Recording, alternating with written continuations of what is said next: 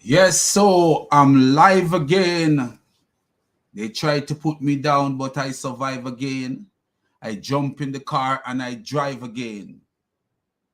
I drive fast, but I arrive again. Hey, good morning, good afternoon, good evening, everyone. God bless all the people out there. I hope you guys are doing good and stay focused on our Lord and Savior Jesus Christ. So, this yes, we started. And so we have a beautiful one for you guys today. You guys are going to laugh a little bit and be serious a lot because this is kind of serious, very, very serious. And we'll be sharing with you guys a lot of clips just to show you what kind of person we are dealing with when we are dealing with Andrew Tate, and we'll see that his mindset is similar to the mindset of Muhammad. Thank you guys for being here. I've seen Bren here.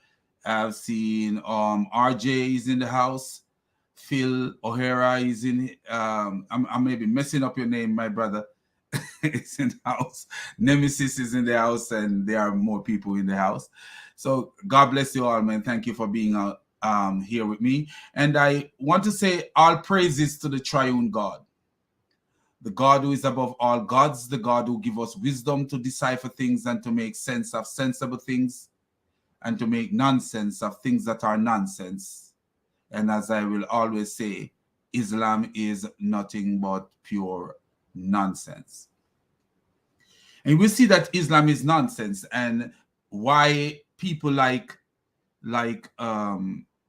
Andrew Tate gravitate towards Islam and not towards Christianity. So the first thing I'm going to share right here is something from the Bible. So let me start out by sharing something from the Bible, because this is important that we establish something that is sensible. So this is 1 Corinthians 6, verse 9 to 11. He says, "Do you not know that the unrighteous will not inherit or have any share in the kingdom of God? Do not be deceived, neither the sexually immoral, idolaters, adulterers, nor perversely effeminate." And when we're talking about this, even though Andrew Tate pretend to be this masculine, this guy is very effeminate. And we'll show you why we can establish that this guy is very effeminate in a lot of ways. His mindset is not the mindset of a real man. And we'll show you why we say that. All the gloating and the boastful behavior, that's not, real men don't go about boasting like that. Anyway, and the sexually immoral, idolater. We'll show you how this guy is an idolater. In a minute, we'll show you. And adulterer. We'll show you that. Thief, nor thieves. This guy is a thief, greedy, and a drunkenness. Most of these characters fit this idiot. So all these people, not swindlers. See where it says swindlers here? This guy, it fit this guy so much. And we'll show you why we know that. Why we arrive at this. This guy is no role model for no one at all.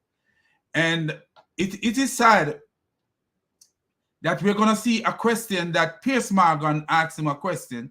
So we'll start out with the question that Piers Morgan asked him, and then you will see how this guy is deluded. So he was on Piers Morgan's show, and Piers Morgan asked him a question, and you will see how deluded this guy is.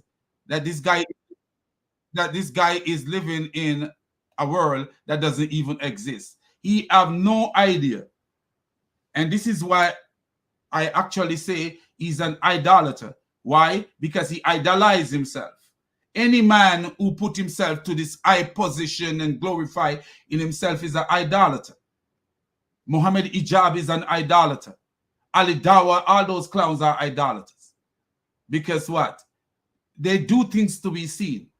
Do you remember when Ali Dawa was having that debate with apostate prophet, and he there eating grapes, acting like he's a king? You remember back in you watch these movies of kings eating grape and women feeding the king the grape.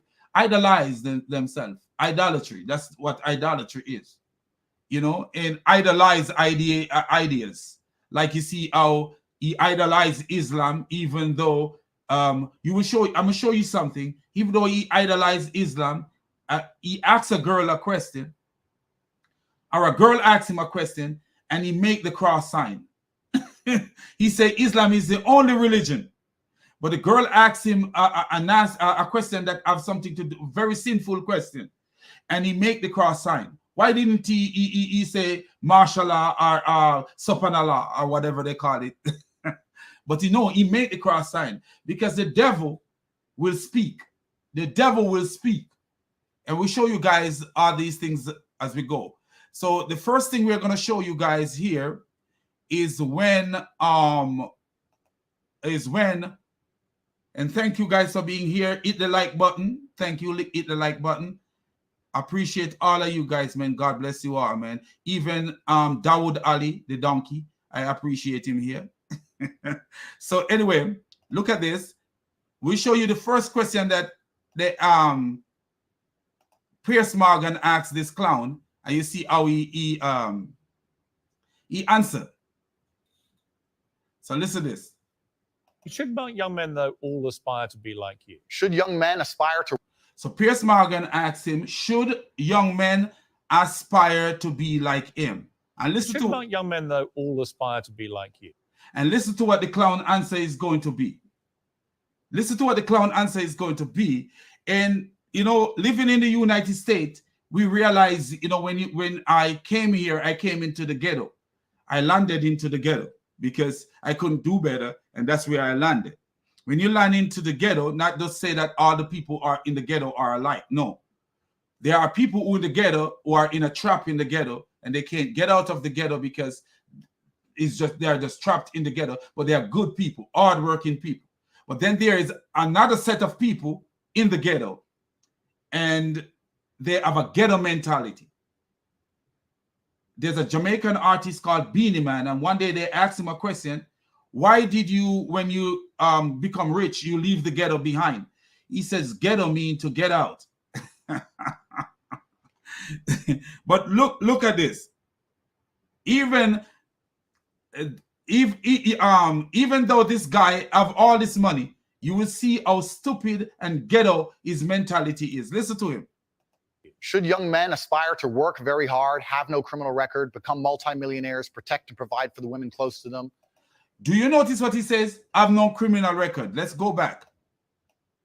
Should young men, though, all aspire to be like you? Should young men aspire to work very hard, have no criminal record, become multimillionaires, protect...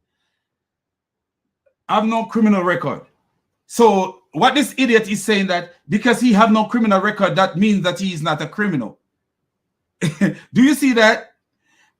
Having no criminal record means that you are not a criminal. And how did he not get a criminal record? We'll show you that this guy is a criminal. Look at this. With his own mouth, he's going to confess that he's a criminal. Watch this clown.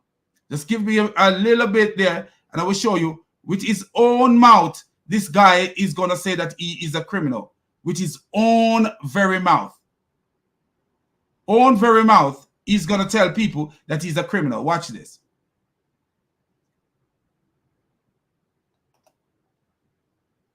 Do you see the kind of idiot that you're dealing with when you're dealing with this clown? He says, should young men aspire not to have a criminal record? Yes. But how do you go about not having a criminal record? Not being caught in crime or staying away from crime? You will see how this guy... What happened to this guy? Watch this. Just laughing and doing this. the titties out, and they were talking ice cold hustlers. We were taking their money, all of it. They come and say, well, what kind of, all of it. We milking them dry. Women haven't got a clue how to famoose a dude. They don't have, because they rely on their looks. They don't have, you get a man with game and give him a female's body, a female avatar. You will a guy up. I had these guys selling their houses like. Do you hear that? Just like the Nigerian scam artist. Do you hear what this dumb, idiotic clown said he was doing? And then he said he have no criminal record. So this idiot, he's a criminal, and because he's not caught, he's telling, oh, be like me. Yeah, you can be like me. I'm successful as a criminal who is not caught. Listen what he said he was doing. He have men selling their houses because he set up men by he opened up this thing like what do you call it, a dating website, and he have men using avatar to trick men into giving women money, believing that they're talking to women. And then this clown is saying that, oh, because I don't have a criminal record, that means it's okay to follow me. Do you hear what he was saying? Do you hear what this idiot says? And they were talking ice cold hustlers. We were taking their money, all of it. They come and say, well, what kind of, all of it. We milking them dry. Women haven't got a clue how to famoose a dude. They don't have, because they rely on their looks. They don't have, you get a man with game and give him a female's body, a female avatar. You will a guy up. I had these guys selling their houses, life savings, loans, all of it to me. Give me it all. Do you hear that? Do you see Pierce Morgan asked the dumb clown, the stupid headless donkey, where do you think that young men should look up to you? And he said, yes, I'm successful. I don't have a criminal record. Why don't you have a criminal record, idiot? Because you weren't caught in your crime that you were committing. There are a lot of crime bosses that have no criminal record. But that doesn't mean that young men should follow them. Do you see that? Do you see how dumb and stupid this headless donkey is? You know, and this is, oh, he become a Muslim, Lord knows he become a Muslim. Why he become a Muslim? Because Islam give the freedom to behave in this dirty way that he's behaving, and we show you later. We show you as we go along that Islam give this idiot the freedom to behave the way that he's behaving. Literally, Islam give him the freedom to behave that way. Reality. Let me show you something again. I'm going to show you something again from this idiot. What this idiot says. Notice he says, young men should, when Pierce Morgan asked him if young men should aspire to be like this, be like him, notice what the clown said. Yes, I'm successful and you should aspire to be like me. But watch this. Watch this. Let me show you how much of an idiot this donkey is, man. Why, whose child should aspire to be like this idiot? Now tell me whose child should aspire to be like this idiot? I got a message on Instagram, and it was from a young 17-year-old, and he said, I'll do anything. I want to be mafia like you. So a young 17-year-old, do you see how this guy is influencing people in a negative way? Because the guy said to him, I'll do anything to be a mafia like you. Because the guy this young man, 17-year-old, seen all his clip and maybe grow up in the ghetto where there is deviant behavior. And he see this guy's clip and he want to be a mafia like this guy. Notice what he says, a mafia like you. He didn't say, hey, I want to be like you. I want to be successful like you. He said, I want to be a mafia like you. What is a mafia? A mafia is a good person? No. Can we work together? And say, can we work together? And I sat there and I said to Tristan, why does everyone think we're mafia? Then he asked his brother, why do everyone think that we are mafia? So let's get back over it. Sorry. I got a message on Instagram, and it was from a young 17-year-old, and he said, "I'll do anything. I want to be mafia like you. Can we work together?" And I sat there and I said to Tristan, "Why does everyone think we're mafia? We're not mafia. Like, we don't run around with machine guns. I mean, obviously we have guns. Our house is full of machetes. Are we mafia?" Anyway, I don't think I'm mafia. So I said to Tristan, "Look, So you don't think that he's mafia? we're not mafia." Tristan goes, "Yes, we are." I said, "Why?" He goes, "We're So he's ripping off people. He creating website and ripping off people and taking thousands of dollars because he said they sell their house, their life savings and all that stuff. But he don't think that he is a mafia. But you guess what? You have Nigerian and even Jamaican con artists, 419. If you look up the number 419, it associated with scammers. Andrew Tate was a scammer. He constantly, even now, Andrew Tate is still a scammer. Andrew Tate is a scammer, a big scam artist.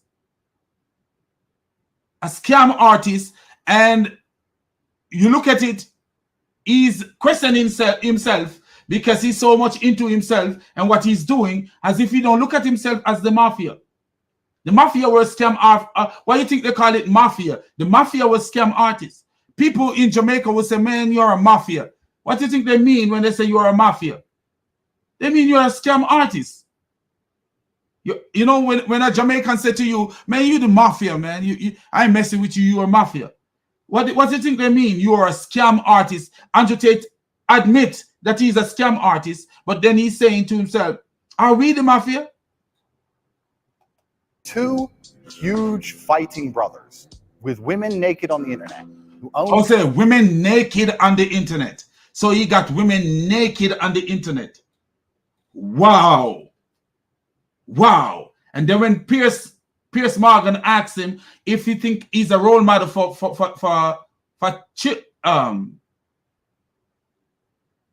kids, he said yes. He actually said yes, that he's a role model for children. Do you realize who this guy remind me of? Muhammad. This guy remind me of Muhammad. And let me show you something from the Hadith. This guy is delusional, just like Muhammad.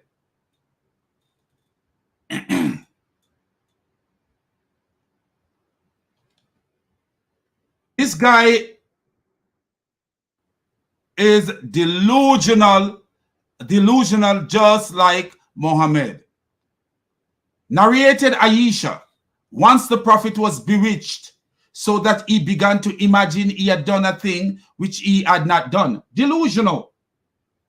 And then these clowns say that he was bewitched. No, Muhammad was delusional from the beginning. Muhammad attempted to kill himself. He went to the mountain to kill himself after he claimed he was getting this revelation from this so-called angel that he once thought was a genie. He thought the angel was a jinn. He ran home to his wife screaming, "Cover me, cover me, cover me." This guy reminds me so much of Muhammad, a con artist. A con artist. This is why Islam is attractive to him. Because in Islam, he can continue his behavior. Inside his home, he can have multiple women inside his home. Islam give him the open to, if you want 4 wives, you could have 4 wives. You could have 4 wives. It's legal. Go ahead, have 4 wives. You could, you see, he run from England and he went and lived into some other country. Now he's going to run from where he is and he go run in and live into a Muslim place where he can continue to practice his nastiness inside his house and beat women as he beat women. Do you see this? This guy is a delusional clown, man. Delusional clown. Casinos who drive around Bucharest, Romania in over $2 million worth of fucking supercars. Everyone's afraid of us. And if anyone did piss us off at any point, he said everyone is afraid of him. That delusion too. This dude is totally in Romania. Everyone is afraid of him. Why? Because he know martial arts. Oh wow! because you know martial law, somebody is afraid of you. Oh, friend, which world are you living in? Do you see how delusional this idiot donkey is? Just like Muhammad. Muhammad used to imagine he did things that he didn't do. This idiot is imagining that everyone is afraid of him. Bullet is not afraid of anybody. A bullet is not afraid of anybody. Your chest could have been, the thickness of your chest, the muscle in your chest could be half of a foot, 6 inches. Your chest muscle could be 6 inches deep. A bullet is not scared of nobody. And these guys in the ghetto here in America and in Jamaica, in Kingston, Jamaica, and flankers, Montego Bay, they ain't scared of this idiot. So where are they? In Romania, why are they so scared of you? Let him mess with one of these Jamaicans, one of these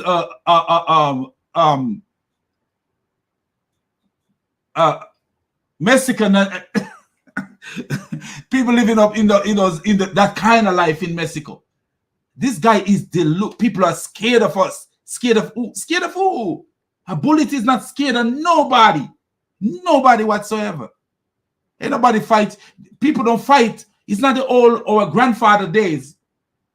Or when I was growing up as a kid and we were being bullied, you know, and my father would step out and say, hey, this is going to stop. Go up there and defend yourself. And you go and defend yourself. And he tell you how to defend yourself. And you go and fulfill the task. This is not that day. This is a day where people are walking with guns with bodies on them. So with this idiot say that no, people are scared of him, delusional like Muhammad.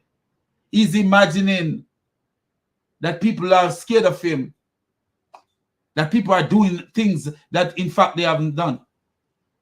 Who, like for real, like, man, you driving on the highway and you see people pulling out guns on people on the highway. Like, hey, people pulling out guns and they're not afraid of using it. In Kentucky the other day, this man blasted a dude. Blast a dude on the highway after road rage. Blast. Point. Even if we didn't want to fuck them up ourselves, we can make one phone call and they'd either be in a ditch or lose any right to stay here. They'd have some visa. Do you see the kind of guy he is? He said, make one phone call and they are in a ditch. Can I make a phone call and people are in a ditch? No, I can't. Muhammad, in Muhammad days, Muhammad was having people in ditches. Yes. Somebody say something against Muhammad and Muhammad didn't like it. Muhammad murdered them. Poets write about Muhammad and Muhammad didn't like it. Muhammad murdered them. But Muhammad himself was writing against people. Muhammad have a poet called Hassan. And Muhammad used to tell Hassan, lampoon them with your verse. Lampoon them with your poetry. And Gabriel will help you. Muhammad have Gabriel at his disposal to lampoon the people. And when the people in return lampoon him, he murdered them. He murdered the people who write poetry against him. But he and Hassan and Gabriel were writing poetry against the people. This is how worthless Gabriel was. Because if Gabriel is helping Hassan to write poetry, how is it that Muhammad was killing the competition? Muhammad was wiping out the poetry competition because right now you would have had poetry, poets and poetry presented at this time that shows that Muhammad was an idiot, but Muhammad wiped out the competition. Even though we have enough evidence that Muhammad was an idiot, Muhammad Muhammad killed more than 13 poets. If you look. Every time they open their mouth and write something against him, he murdered them. And then he would say to Hassan, lampoon them with your poetry and Gabriel will help you. Do you see? This guy said he could make one phone call. Ditch or lose their any right to stay here. They'd have some visa issue and kicked out the country. Do you hear that? They have some visa issue and kick out of the country. Isn't this dude a mafia? No, he have some visa issue and kick out of the country, just like Muhammad was trying to kick out the Jews out of the Arabian Peninsula. When he said to them, he said, if you embrace Islam, you'll be safe. Do you see the similarity in this idiot and the idiot Muhammad? You don't see the big similarity in this idiot and the idiot Muhammad? Big similarity. Mentally retarded. Mentally retarded donkeys, both of them. And this is why he's attracted to Islam, because he can continue with that big ego that he have. In Christianity, you got to cut down that ego. You can't continue with that stupid ego, because what? You have to be born again, and you have to have a transformation in your life. You have to move from the stupidity to something better, where you're not involved in this stupidity no more. But he can continue this stupidity and be a Muslim, because what Muhammad said, what did Muhammad say? Muhammad said, anyone who says no one is to be worshipped other than Allah will inherit paradise. When they asked Muhammad, even if he commit illegal sexual intercourse and theft, Muhammad said, yes, even if he commit illegal sexual intercourse and theft, you can continue into your evil, and Allah will long as you say no one have the right to worship but Allah, you're safe, like the president briefcase. Do you see the stupidity, man? He could have people kick or lose their immigration status. Wow. In Romania, that means he's working with the Romanian government. So he is a mafia. He is a mafia. He is a bastard. Something evil is going on with this idiot. Or arrested for no reason and put in jail. Or arrested for no reason and put in jail. Does this remind you of Islam? Oh yeah, this reminds me of Islam. Pakistan. This reminds me of Christian in Pakistan being killed for no reason. All you got to do is lie against a Christian. This reminds me of Nigeria, where Deborah Samuels was murdered by Muslims because they lied against her and say that she said something that she didn't say. And then they murder her and light her a fire while she was alive. They beat her with sticks and stones, and then she was still alive when they light her on fire. Do you see this? Jail cell for months at a time. We are basically as mafia as you can get. We are basically as mafia as you can get. And these clowns, he become a Muslim. The worst. Listen to me, man.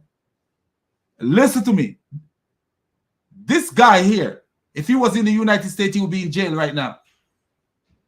He will be in jail right now. If this idiot was here in the United States, he will be in jail. Just like Mohammed Hijab. If Mohammed Hijab was in the United States, he will be in jail. Look at, do you hear this clown, man? Do you hear this headless, stupid donkey? Do you hear him? Now, look at this stupidity from this donkey. Let me show you something from this donkey. I'm going to show you something from this brainless donkey. Watch this. From this brainless, headless clown. Let's show you something. Look at his advice to Christians. Andrew Tate. This is why I'm Muslim. Any Christian who believes in good, wow. Any Christian who believes in good and understand the true battle against evil must convert. Wow. Must convert again, the true battle against evil.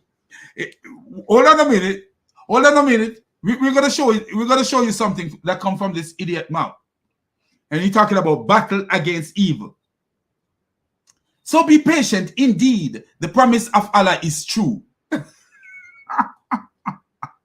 This idiot said the promise of Allah is true.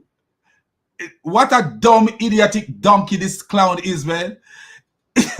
He said the promise of Allah is true. Let me show this idiot something that he don't know. Allah is a Muhammad imagination. There is nothing about Allah that is true. Allah is just Muhammad imagination, a failure. A failure, Muhammad imagination. All Allah is Muhammad's imagination. Totally Muhammad's imagination. If you look, I've shown you guys this all the time, but he's saying, notice what he say here. The promise of Allah is true. Truth. The promise of Allah is truth. And then he put Quran 30, verse 60. Did somebody help him to do that? Did somebody help this idiot to do that? I don't know. Somebody must have helped this donkey to do that, because he don't think that he have the brain to do this kind of thing. The promise of Allah is truth. Watch this. If you go to Surah 5, verse 67, we see where Allah promised Muhammad something. In Surah 5, verse 67, Allah will certainly protect you from evil men. That's what the promise of Muhammad to Muhammad.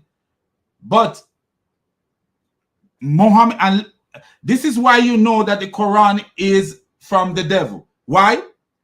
Allah will certainly protect you from evil men. Do you think that the Jewish woman who poisoned Muhammad was evil? Or maybe Allah decided, oh, I'm only protecting you from evil men, not evil women. It seems like that's what it is. Was Allah only protecting Muhammad from evil men and not evil women? It looked like that's what it is, man, because I can't understand Allah, man. I can't understand Allah. Allah will certainly protect you from the evil of men. But what about the evil of women? Or maybe the woman who poisoned Muhammad was not evil. Because notice what the Quran says. Allah will certainly protect you from the evil of men. It is either that there's two things going on here, because Muhammad was poisoned by a woman and suffered like a dog until he died from the poison. He died from the poison, suffering like a dog until he died from the poison. We will show you in a minute. So Muhammad was poisoned by a Jewish woman, and Allah is saying, according to this version right here, Allah is saying, Allah will certainly protect you from evil, from the evil of men.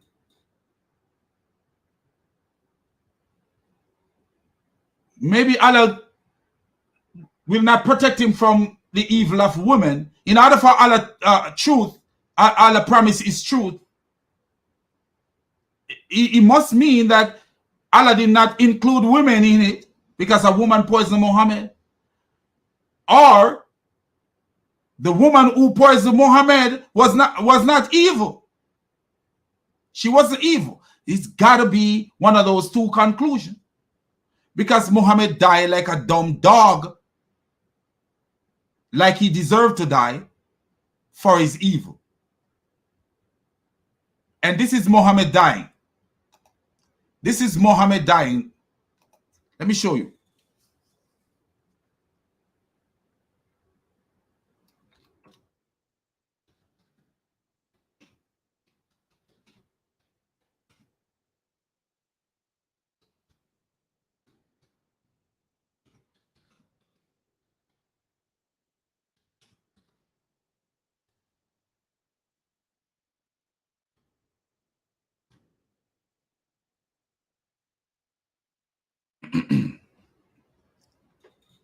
So this is Sahih al-Bukhari 44:28. Narrated Aisha, the Prophet in his ailment in which he died used to say, "Oh Aisha, I still feel the pain caused by the food I ate at Kebar." So the food that the woman used to poison him after he killed these Jews at Kebar, he decided, his dumb head decided to eat from the Jewish people. Just to show you how dumb he is, like Andrew Tate. And at this time, I feel as if my aorta is being cut from the poison.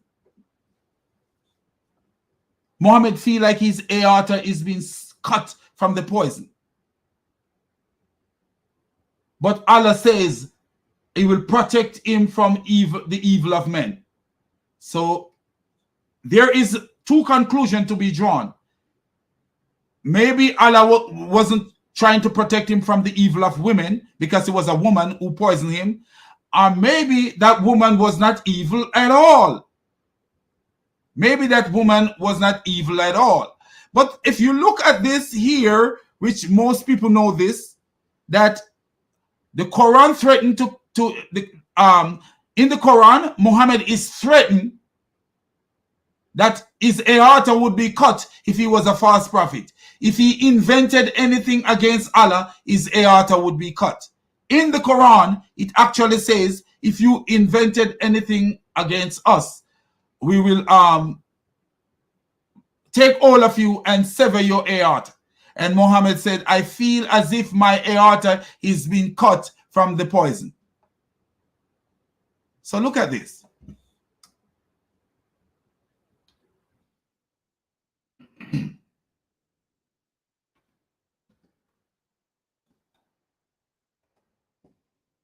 Here we go. Here is the Quran threatening Muhammad. Threatening Muhammad. So here is the Quran threatening Muhammad. Had the messenger made up something in our name, we would have certainly seized him by his right hand, then sever his aorta. Wow. Do you see? So listen to the warning of Andrew Tate. My Christian brothers and sisters, take the warning of Andrew Tate seriously. Let's get back to his warning. The last part of his warning is what you need to take seriously. Just the last part. So be patient. Indeed, the promise of Allah is truth. Yes, Allah promised that he would cut off Muhammad's aorta, and he did. And he promised Muhammad that he will protect him from men, but he didn't promise him to protect him from women. What? This is not the God that we need as Christian. And then the idiot gonna say any Christian who believe in good. How is Allah good? From what we are sharing here, how is Allah anything good? How is Allah anything good at all? There is nothing good about Allah. This guy is a clown. This guy believes that he can affect Christians. You can't change the mind of no Christians. There's a lot of people running around here claiming to be Christian. Yeah, you could affect those, but not true Christians. You can't affect a true Christian.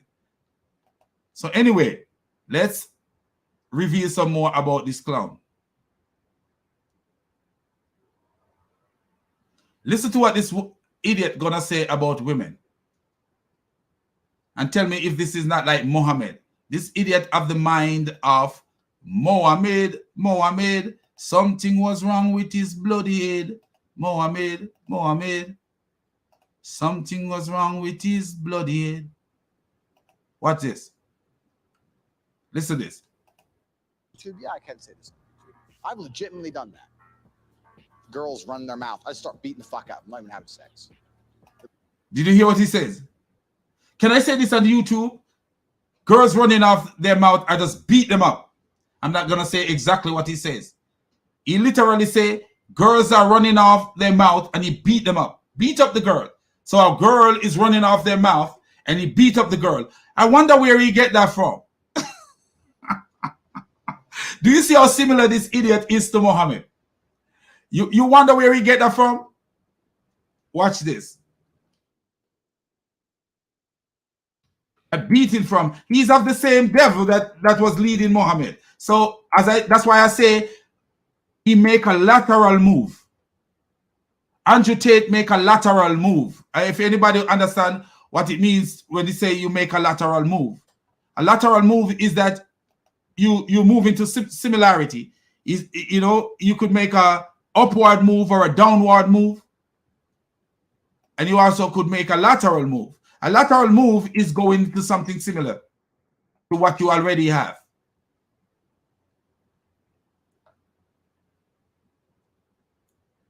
So a lateral move is when a person is not going upward and he's not going downward, he's just taking a Michael Jackson slide over. You know, he's going to for a similar from where he's coming from. Something similar from where he's coming from. So if you look what he says on the video, he says he beat up a woman, that he beat women. That's what he just said on the video. There was so much profanities that he used on the video, so I don't want to show the old video because we don't know if children are watching or what. But this is really not for children. But what you see here is him saying that sometimes a woman running off their mouth and he just beat up the woman. A woman is running off their mouth on him and all he can think about is beat up the woman. Watch this.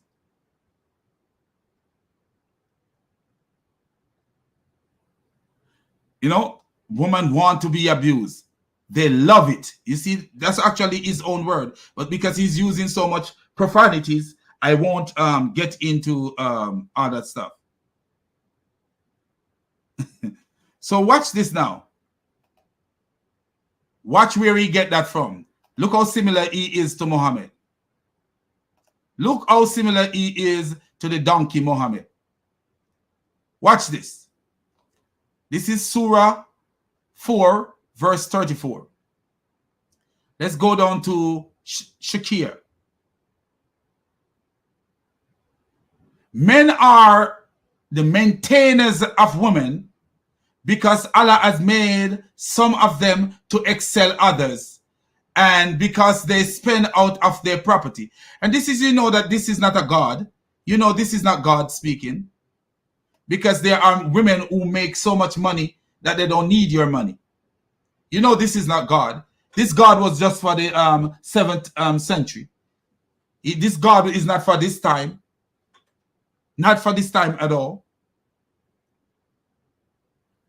The other day I was having a chat with a Muslim and he says, talking about halal banking.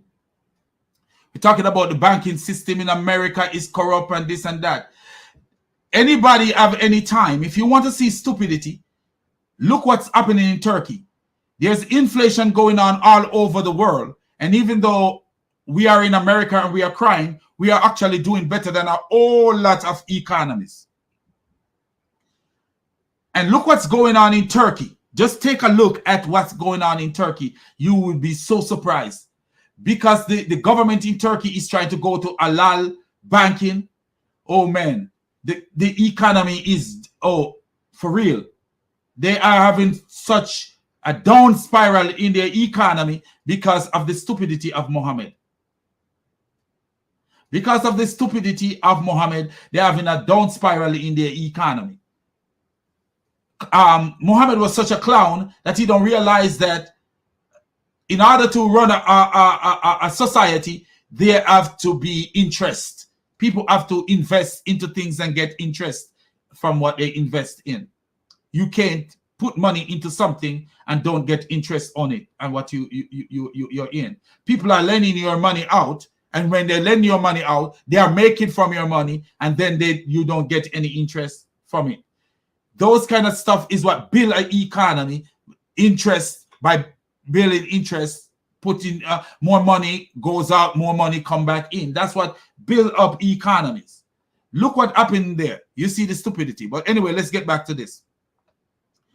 So you will see that this is not God who wrote this stuff. The good women are therefore obedient, guarding the unseen as Allah has guarded.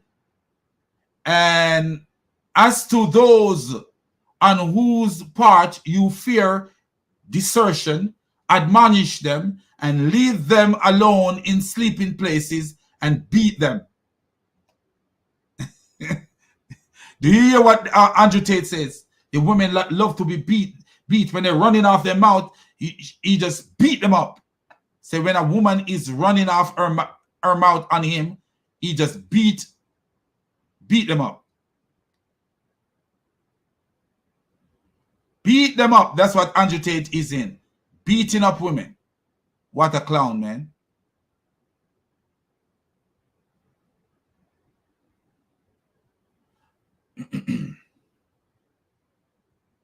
So Andrew Tate believe in beating up women. And you have seen the many play the other video of him beating up a woman. Haven't you seen that? Where he actually beat up this woman. Let me actually show that video of him beating up a woman and pretend as if they're playing. That's not a play. No. Because he admit with his mouth that he loved it. You know, when women run off their mouth, he beat them up. So it wasn't no play. Watch this. You see, tell me this is play. This is not play. This is not play at all. But they will pretend as if this is play. This is not how you play.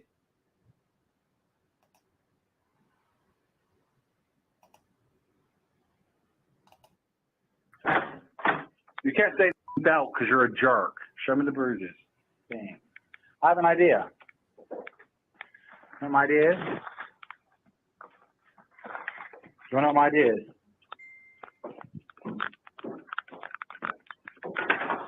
That's right. Lock the door, you. You knew I was going to beat the out of you.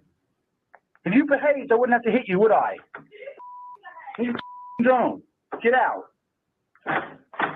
And that sound like playing. Only an idiot would think that this is sound like playing. That woman came out and say, "Oh, they were just playing." That's not playing.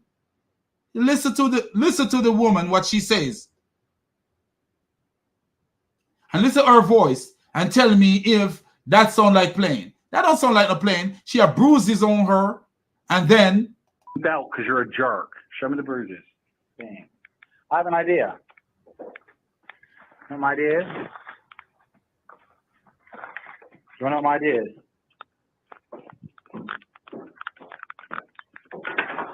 That's right. Lock the door, you. You knew I was going to beat the out of you. If you behaved, I wouldn't have to hit you, would I? You don't. See? Don't tell me that that's playing. That's not playing. He said, if you behave, I wouldn't have to beat you. He said, lock the door. The woman is running from him. And that's joke. That's not a joke. That's not a joke. That ain't no joke. But because he's a mafia and he controls, you could tell by what he says, he has so much influence in Romania, nothing would come out of this. But he's actually abuser of women. This ain't no joke. You listen to that and tell me if you hear joke in that. Like, oh, the woman agree with that kind of stuff. No. And do you notice that in the beginning of this little clip, he says something about a bruise? Belt because you're a jerk. Show me the bruises. Show me the bruises. And did Muhammad allow women to be beaten until they're bruised? Yeah. Yeah, Momo did. Momo did. Yeah, Momo did. Momo did, Momo did, Momo did, Momo did. That's how Momo live. That's how Momo live. Let me show you that Momo agree with the beating of women until they're black and blue. Let me show you. Andrew Tate is just like Momo. Pathetic idiot like Momo. Watch this. Narrated Akrima, and this is Sahih al-Bukhari 58:25. Rafi divorced his wife, whereupon Abdurrahman married her. Aisha said that the lady came wearing a green veil and complained to her of her husband and showed her a green spot on her skin caused by beating. Do you see that? A green spot on her skin caused by beating. A green spot on her skin caused by beating. And you hear Andrew Tate say, show the bruises. But look what happened now. Did Muhammad take up for the woman? No, not Momo. It was the habit of ladies to support each other. So when Allah's messenger came, Aisha said, I have not seen, notice what Aisha says, I have not seen any woman suffering as much as the believing woman. That means the unbelieving men who didn't believe in Muhammad and his stupidity were treating their wife better than these men were treating their wives. Andrew Tate and Muhammad is the same kind of donkey. Mentally retarded people. When I say retarded, mentally retarded, we're not talking about people with, out here with little mental issues or, people. We are talking about people who believe that their idea is the best of society. And even though their idea is very, very evil and wicked, they believe that their idea is the best for society. Look at Andrew Tate saying to Christians, any Christian who believe in good and understand the true battle against evil must convert. But look what we are seeing here. I have not seen any woman suffering as much as the believing women. So Christian must convert to a religion where the women, your wives, are suffering.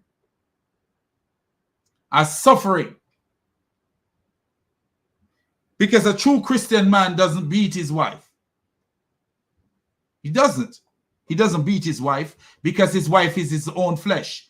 And only an idiot destroy your own flesh. So the Bible said your wife is your own flesh. So only an idiot destroy his own flesh or beat upon his own flesh. Only a donkey beat his own flesh. Look, her skin is greener than her clothes. From the beating, the bruising on her skin make her skin greener than her clothes. But look at Muhammad monkey court. Muhammad concocted a monkey court, and the woman was let free. And the man was let free without any kind of punishment or anything for beating his wife in that way. Nothing at all. Andrew Tate is just like Momo. Similar to Momo. And let me show you something again that is devastating. And this is why Andrew Tate gravitates towards Momo religion. Let me show you why. Let me show you why. Mishkat al-Masabi 3268. Umar reported that the prophet as saying, a man will not be asked about why he beat his wife. Abu Dawud and Ibn Majah transmitted it. Do you see why a clown like that would be attracted to Islam?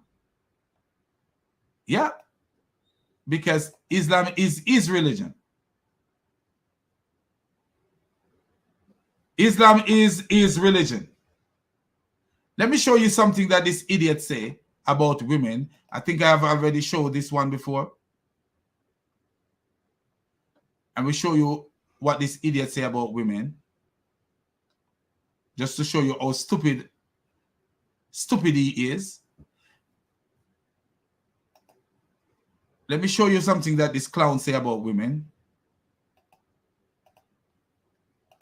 Because when you deal with people like Andrew Tate, you're dealing with misogynistic clown. Let me show you what this clown says.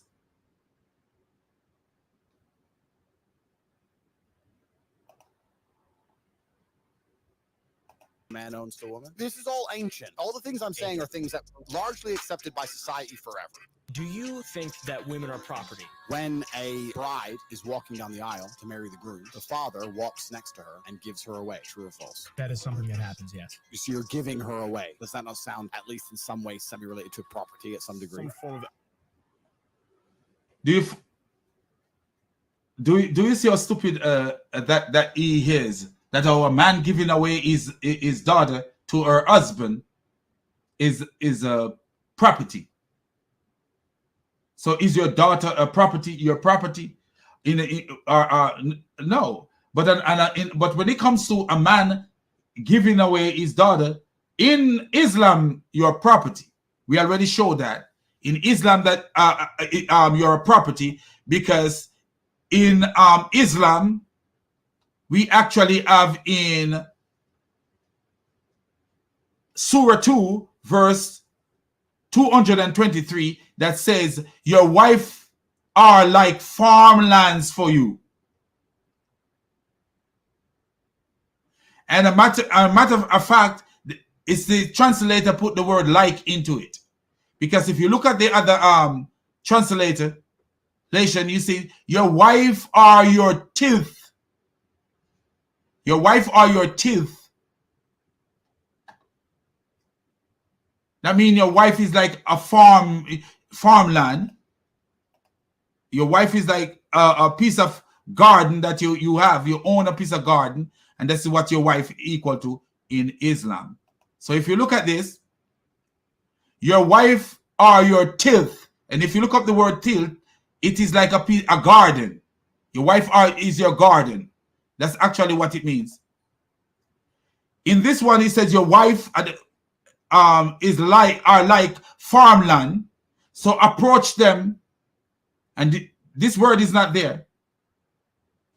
This word is not there. This is an invented word put into the Quran. Notice what it says up here. Go then unto your tilth as you may desire. So it's your land. So whenever you want, you can go to them and have sex with them or do whatever with them. Notice right here. This one say your wives are a field for you. So a plot of land. So go in unto your fields however you want and do. But the clown will try to tell you that Christianity involved in this kind of behavior. But we will see that no, it does not. Christianity doesn't have this kind of mindset that Andrew Tate is trying to attribute to Christianity, because he have no clue what Christianity is about. Form of ownership. Does the Bible say the husband owns the woman? Does the Quran say? No, the Bible doesn't say the husband owned the woman. The Bible actually says the woman is the flesh. They are one flesh. The husband and the wife is one flesh. Your flesh is not your property. Your flesh is a part of your person. And the Bible is telling you to love your wife like Christ loved the church and died for the church. You should love your wife to the point where you will die for her. All over the Bible, the twain shall become one flesh. We find that in Genesis 2 verse 24, I think, that says the two shall become one flesh. We also find that in the book of Mark. I think Mark have that in there. Matthew have that in there. We find that also in Paul's writing, that the two shall become one flesh. Yeah. Yep. So we don't see that your wife is your property. We see that your wife is yourself. Your wife is yourself. You are your wife. And your wife is you. Your person is not your property. Your person is yourself. Your person is something that you love. Your person is not something that, oh, is your property.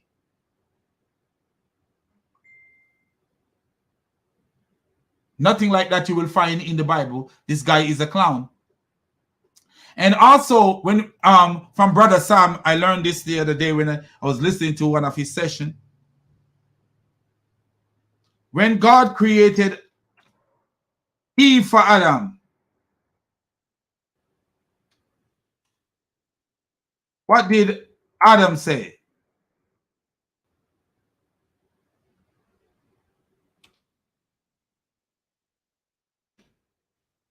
Let me show you what he says. This is how we look at the Bible. In Genesis 2, verse 23, this is what Adam said about his wife. He didn't see his wife as his property. The man said, meaning Adam said, this is now bone of my bones and flesh of my flesh. She shall be called woman, for she was taken out of man. He says she was taken out of him. And she is bone of his bones and flesh of his flesh. He didn't see her as a property. He see her as his equal. That's what he sees. If you just go over one verse over, then you see what he says. One verse over from that, you will see something beautiful. This is why a man leaves his father and his mother and is united to his wife, and they become one flesh. One flesh.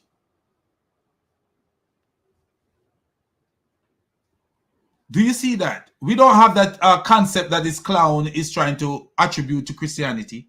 There is no such concept.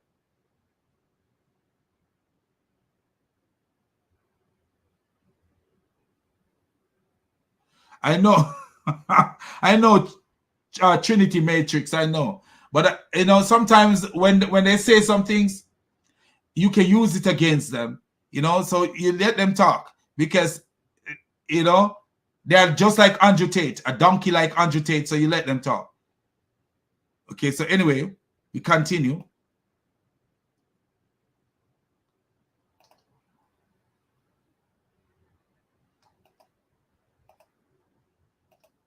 So he's trying to put, he said women are his property, but we see that that doesn't work. You know, Christianity don't believe that a woman is the property of a man. You can't find that in Christianity nowhere. So we see that this guy is nothing but a clown and a liar. Because you can't find that kind of stuff you cannot find in Christianity nowhere at all. In Christianity, Christianity gives no room for that kind of stuff. No room whatsoever. You can find that kind of stuff in Christianity nowhere.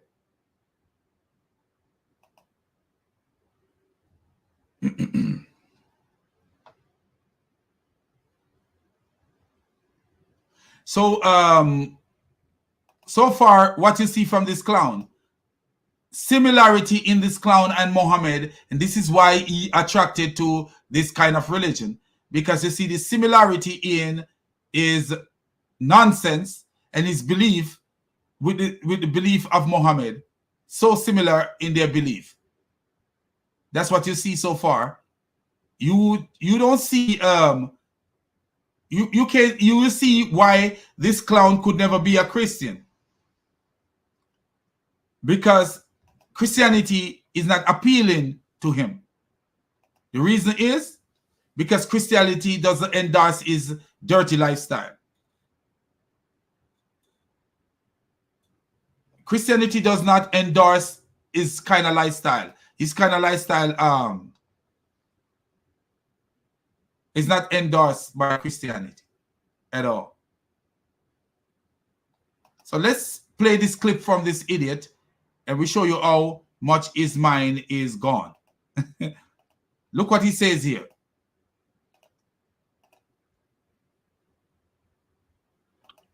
What's your thought on Islam and everything? Because I know in the Quran and stuff, like you could have up to 4 wives and stuff. So I've seen you talk about it a little bit, but I would like to know, like, what you think about it.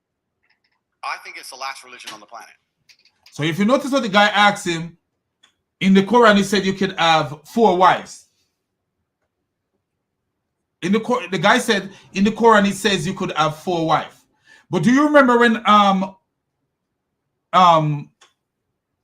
the guy asked him, when the young guy asked Andrew Tate if he can be like him, what was Andrew Tate response to the young guy?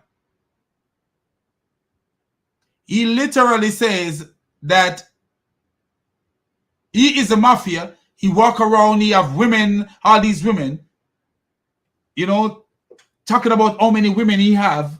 He have women on the internet, and he turn up at a spot with so many women. Yes, he would love the Quran more than he love the Bible, because in the Bible, in Christianity believes that a man should only have 1 wife. So he would love the Quran more because what? His lifestyle suit the Quran more. And you will see where he endorsed the Quran. It's the last religion on the planet. That's according to him. I believe it's the last religion on the planet. And listen to his stupid reason. You think it's the right religion? I think it's the last religion. So if it's the last true religion on the planet, then it has to be the correct one. Because I don't think How is it the last one? It's the last religion because no other religion has boundaries which they enforce. If you will tolerate. So he said no other religion have boundaries which they enforce. The idiot here believe that there is one kind of Muslim. It's not one kind. There is not one kind of Muslim. There are all kind of Muslims. There are all kind of Muslims on the face of the earth, you know. And he's talking about boundaries that they enforce. Christianity is a personal relationship with God. So even though a person might learn from the Christian doctrine that this is the way you must live, it's not forced upon you. You choose to follow God because that's love. Love is a choice. Love is not something that is forced upon people. Love is a choice. In order for you to show true love, you have to have a choice. If something is forced upon you, then it is not true love.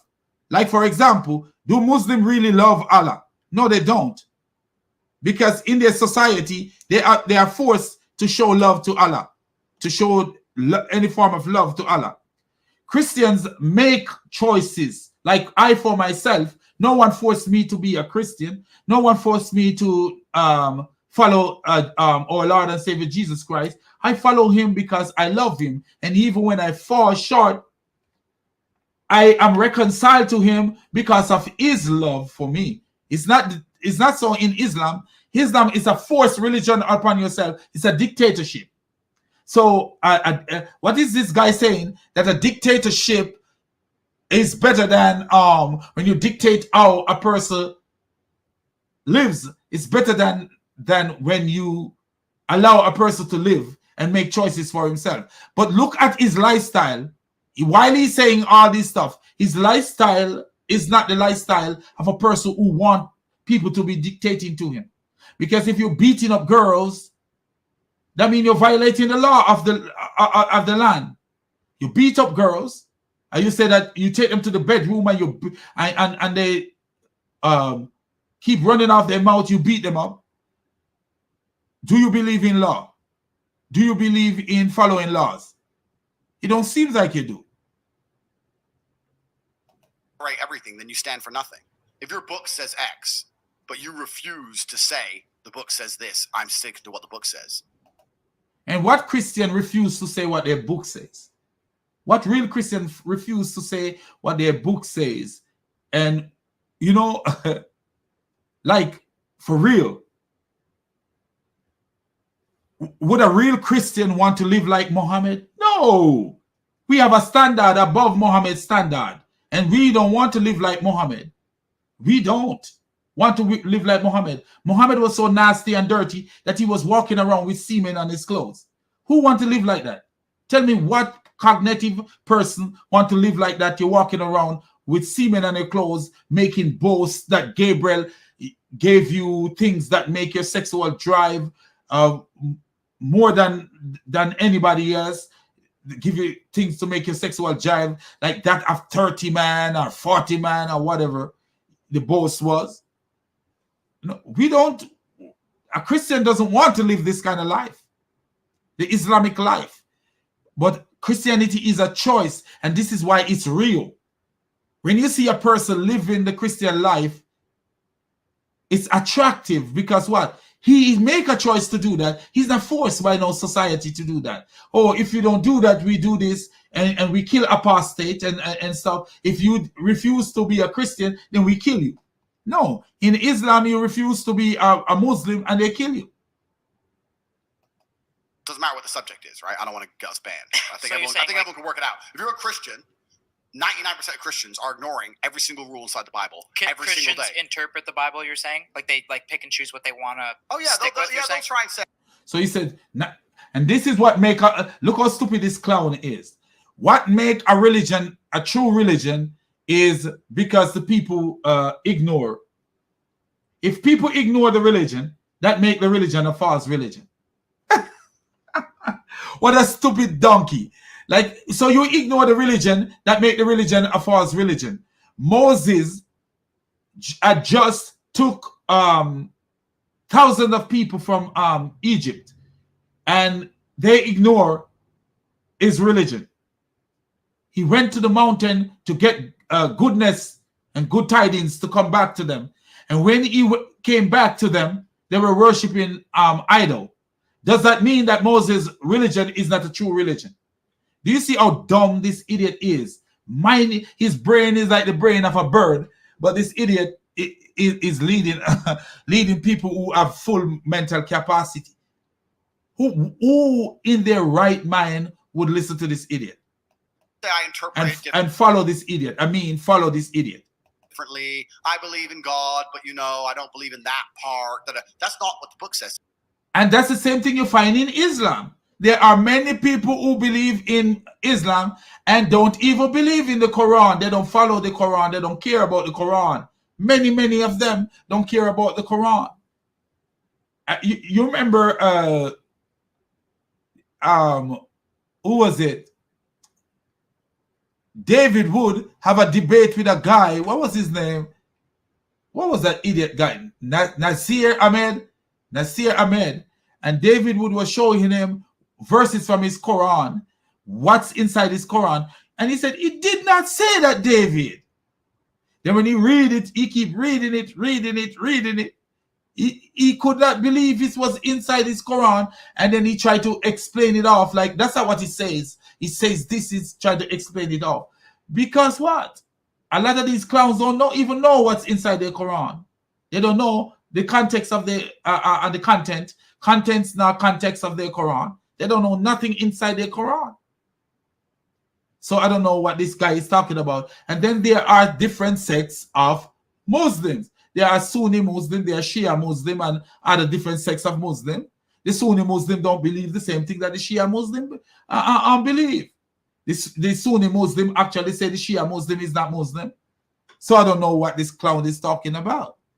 Not because somebody doesn't abide by the Bible, that doesn't make the religion not a religion. So he said it's the last true religion. Do you see how stupid he is? The last true religion means that any religion that people stick to the belief of the religion, make it the last true religion. That means Mormonism would be a religion. Jehovah's Witness, they all believe the same thing. All the Jehovah's Witness, they all believe the same stuff. So how would you say Jehovah's Witness is not the true religion when they all believe the same thing that their organization teaches? being a true religion doesn't mean that you adhere by the religion. And any religion that you see the people adhering to the most of the time, that's the wrong religion. Let me show you why. Because there's a force of good and evil. If you see people adhering to Sunni Muslim, or the Sunnis are following their religion, guess what? They're living too comfortable. Where is the opposition to their religion? Where is the problem in their religion? The least problem you have in your religion, that means so think about your religion.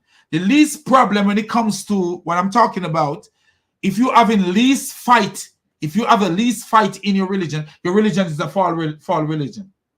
If you have people so unite in your religion is a false religion.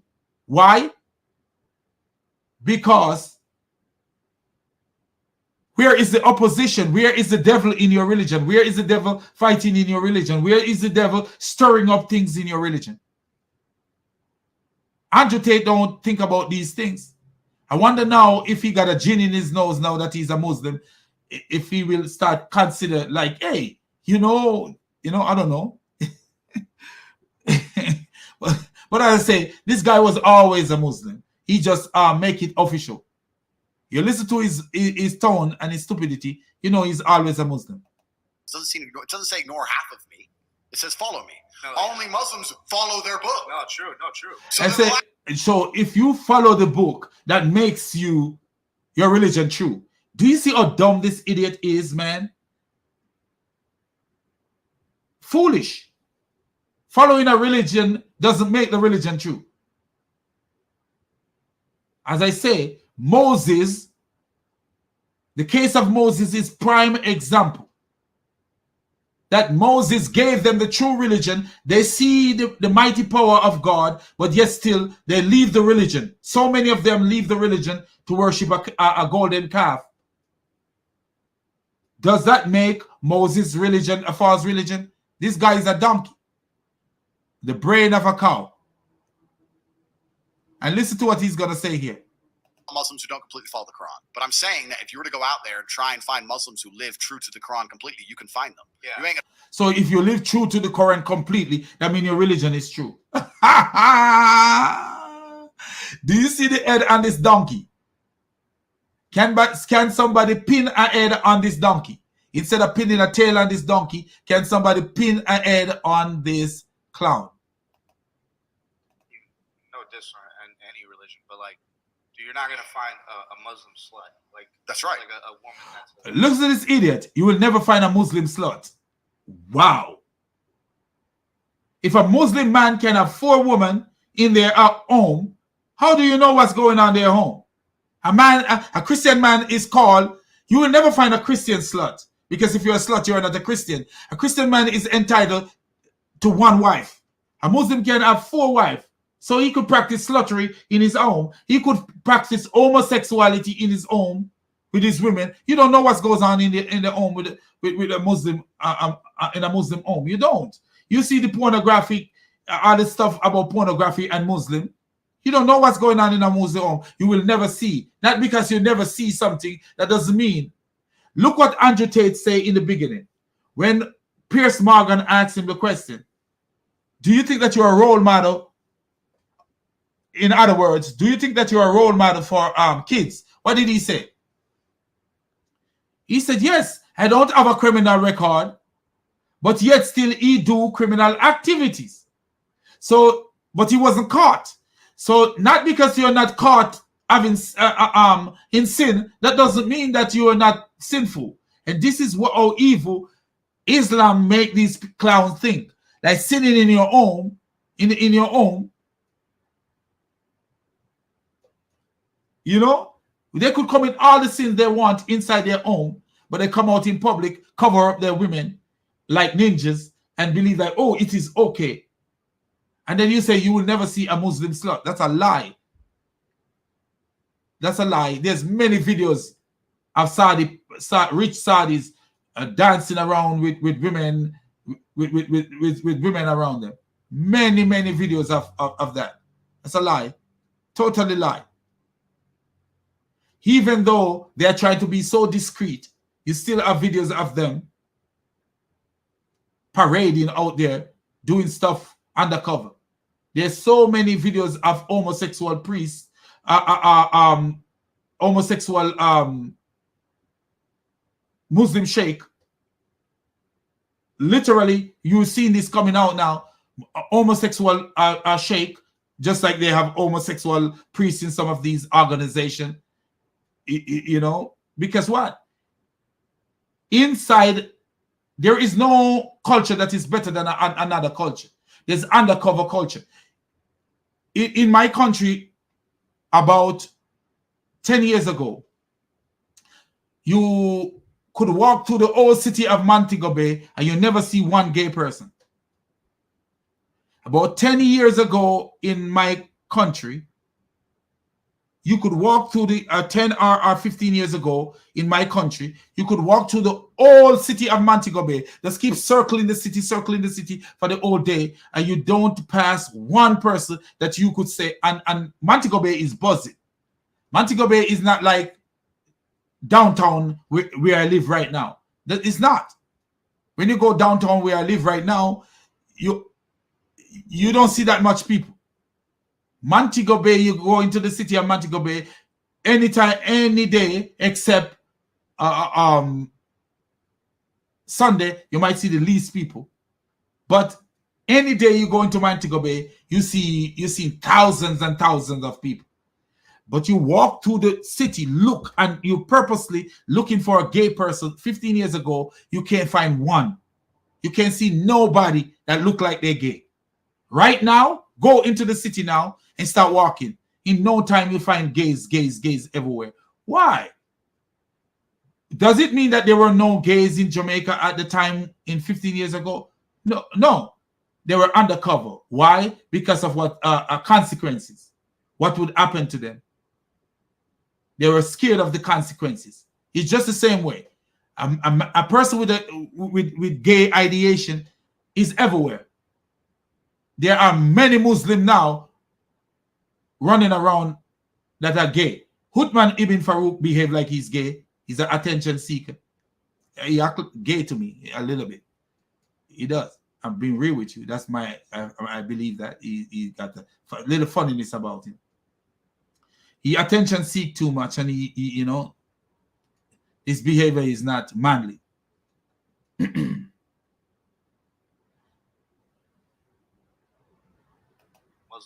Bro, you put me in any fucking church. Give me the hottest church. There's bro. Muslim sluts out there. I'm sure there are, but I'm saying the point he's making is you can find a bunch of women who adhere to Islam who are still virgins to the age of 25 waiting for an arranged marriage. Oh, yeah.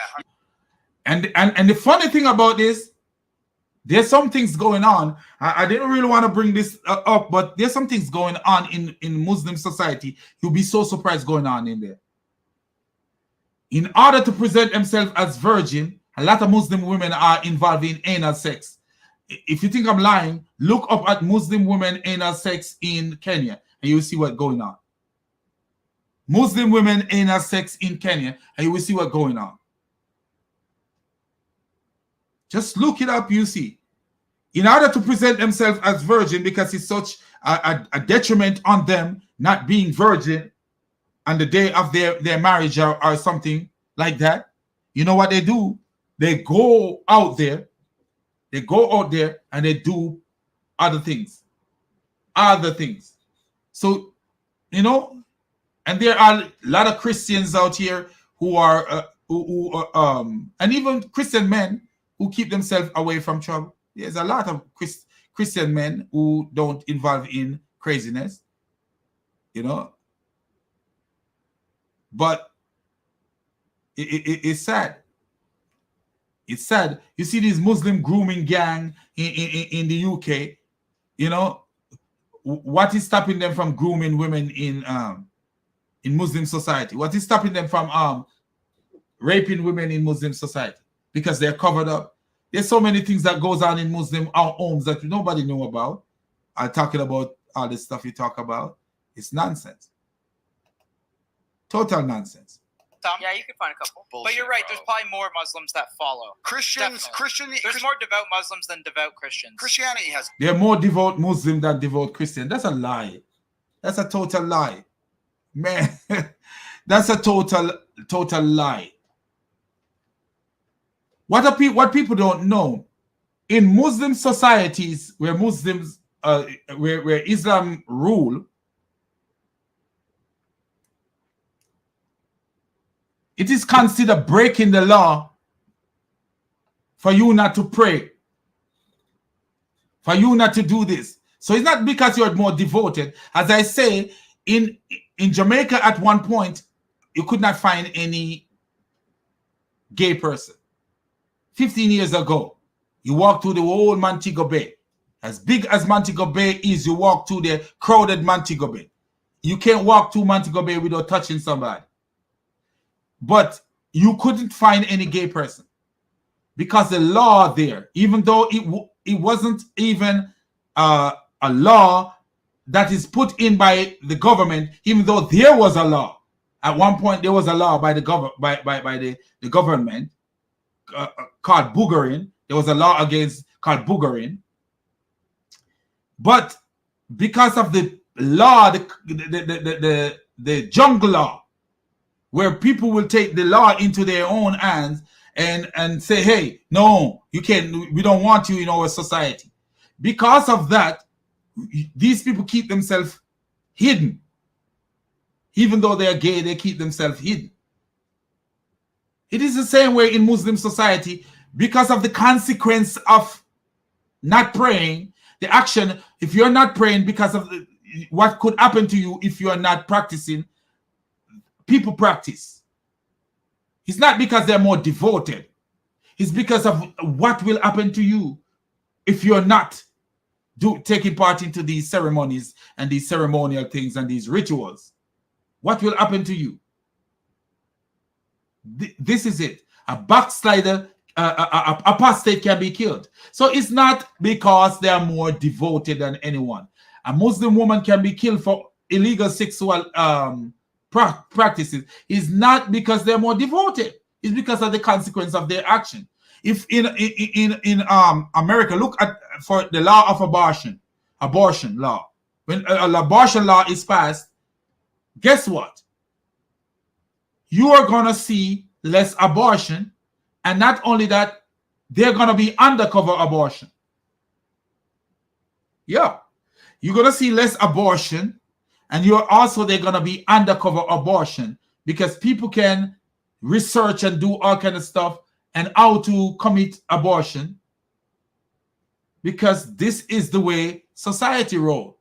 When laws are put in place, people will abide by the law more. If I'm driving down the highway and I'm driving 75 miles an hour, and because the speed limit is 70, so I'm going 5 miles an hour over the speed limit. If I get to a place and I see the speed limit say 55, guess what? I'm dropping my speed down to 60. I'm dropping my speed down to 60.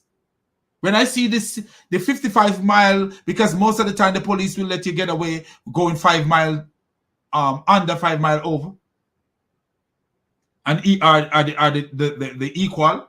But if you driving down the highway, you know, and you see the speed limit, and a person who's thinking will say, hey, it was just 70 miles and I was going 75 miles an hour. Now that it is 55 miles, I need to be going 60 miles an hour. So you drop down 15, you take off 15 miles and you go down to 60 miles. That is what happened. The conditioning of your mind is not because you're more devoted. It's stupidity. This guy is a clown. There's no power left. The person who is more devoted is when a person do things of their own free will. That's more devotion. Free will. If you are devoted to your wife, like for example, I'm devoted to my wife. I'm doing it of my own free will. But if I am doing things for my wife just because I know my wife is the owner of the house and will run me out of the house. Say I was living in a house that was owned only by my wife, because when I married to her, she owned the house. Or if I was some men don't do crap. There's some lazy men who don't do nothing. So the wife owned the car, owned the house, owned this, owned that, owned this, vacation, wife, everything they do, and they wear the most expensive shoes, the Air Force One, the whatever that they have on, all come from the wife's money. So guess what? He become a kitty cat in his home, and he submit to the wife in even some awkward situation. That is what Islam is about. You are submitting to your wife because of there is a consequence to your action. There can be a penalty to your action, not because you love God. Christianity called for people to love God. If I say, oh, I don't want to go to hell, so let me follow Jesus. That's not why I should follow Jesus. No, I should follow Jesus because I love Jesus. Not because I don't want to go to hell. Any Christian who is following Jesus because they don't want to go to hell, he's not loving Jesus. You need to follow Jesus because you love Jesus, not because you don't want to go to hell. Hell should be the last thing on our mind when we're following Jesus. Hell should be the last thing on our mind we're following Jesus. It's a love for God that should make you follow God, not, oh, he's going to burn you. And this is why when you look at the Islamic hellfire and all this stuff about ripping you apart with thorn and giving you hot water to drink, and there will be a fruit tree that when you eat the fruit, it tear you up and burn off your skin and put your skin back together. And that's a scare tactic. You could tell that didn't come from God Almighty. That's a scare tactic. A scare tactic. You could tell that kind of behavior doesn't come from God Almighty at all. Because God is not scaring you into doing things. He tell you what's going to happen, but he's not scaring you like, oh, you will ask for water and then you will give water, because who is burning in hellfire will think about water. If you're burning in hellfire, how can you think about water? How can you think about food to eat while you're burning in hellfire? You see that a stupid man wrote the Quran. A stupid, idiotic donkey wrote the Quran. Because what? A person is in hellfire. Say, for example, man, me, I used to do construction work. And there are some days when, the sun, the heat of the sun is so hot. And yeah, you would think about some water. You think about some water. But guess what? The heat of the sun is so hot that I'm not even thinking about food. I'm not thinking about food. Why? All I want to do is to finish this work, especially when you're doing the concrete day. Concrete day was a bad day, man. When you are in concrete day, because someday people are doing blocks. You're just laying blocks and stuff like that. So when you deal with blocks, things, the concrete is go by slower. But when you are dealing with laying concrete, like you're laying a floor or you're laying a concrete roof or something like that, it's hard work and a lot of fast-paced moving, and you're living in a third world country. You're not living where they have concrete mixers. Like, they have these big trucks mixing concrete here. No, you mix it with a shovel. You have to mix that old big batches of concrete with a shovel, and you have to transport it with buckets. Even if you're going up 3 floors, it's transported with bucket. You have to throw these buckets and catch these buckets, and you're so tired, and it is so hazardous that you just, sometimes you'll be like, man, you're just looking for time to go home. You're not thinking about no food, but you're burning in hellfire and you're thinking about food. You're in hellfire burning and you're thinking about food and water. Who is in hellfire burning and thinking about food and water? That means if you have the mind, if you can think about food and water, what is that telling you? What is that telling you? that the fire is not hot enough. If the fire was hot enough, the only thing your mind would be on is the fire. Yes. If fire is in hell, blazing, and it's so hot, and you are thinking about food, that means the fire is comfortable. Because what? Why would you be thinking about food? Your hunger is the least thing you'll be thinking about. Would you even be hungry?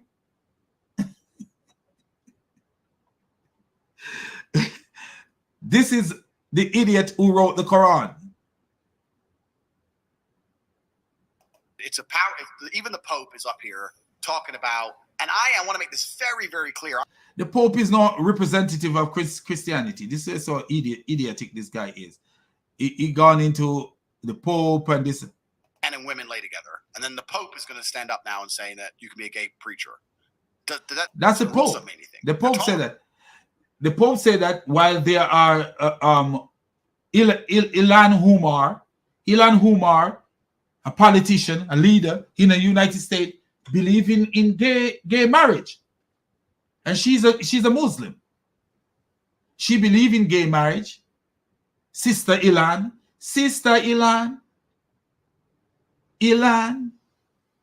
LGBTQ. She believes in gay marriage. So it is an individual in life. Everything that we do is an individual journey. And a lot of us will go against the grain and push against the gourd. For real. God tell us to do this, and we try to please society, so we do something else. So who is your God really? Who is the Pope's God? If the Pope believes in homosexuality, who is the Pope's God? The devil is the Pope's God. Because he's not worshiping our God. The devil is the Pope's God. So at the end of the day, is the Pope a Christian if he believes in homosexual? No, he's not. He's not a Christian. Because what did the Bible say here? The Bible tell you right here. He says, no, do you not know that the unrighteous will not inherit or share in the kingdom of God? Do not be deceived, neither the sexually immoral. So you see, the sexually immoral will not inherit the kingdom. So I don't know why this guy associated the Pope to Christianity. I don't associate the Pope. I don't associate the Pope to Christianity. If the Pope believe in that kind of belief, you know, I'm not the kind of guy to say that Roman Catholics are not Christian. No, I won't say that. You know, but I don't associate the Pope with Christianity if he literally believe that kind of stuff. Because as I tell people before, there can be a church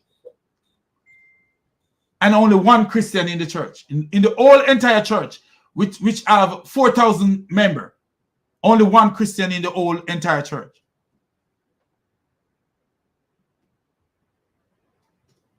You know, that doesn't mean that the church is wrong. It just means that there is one Christian in the church. And that doesn't mean that the Christianity is wrong.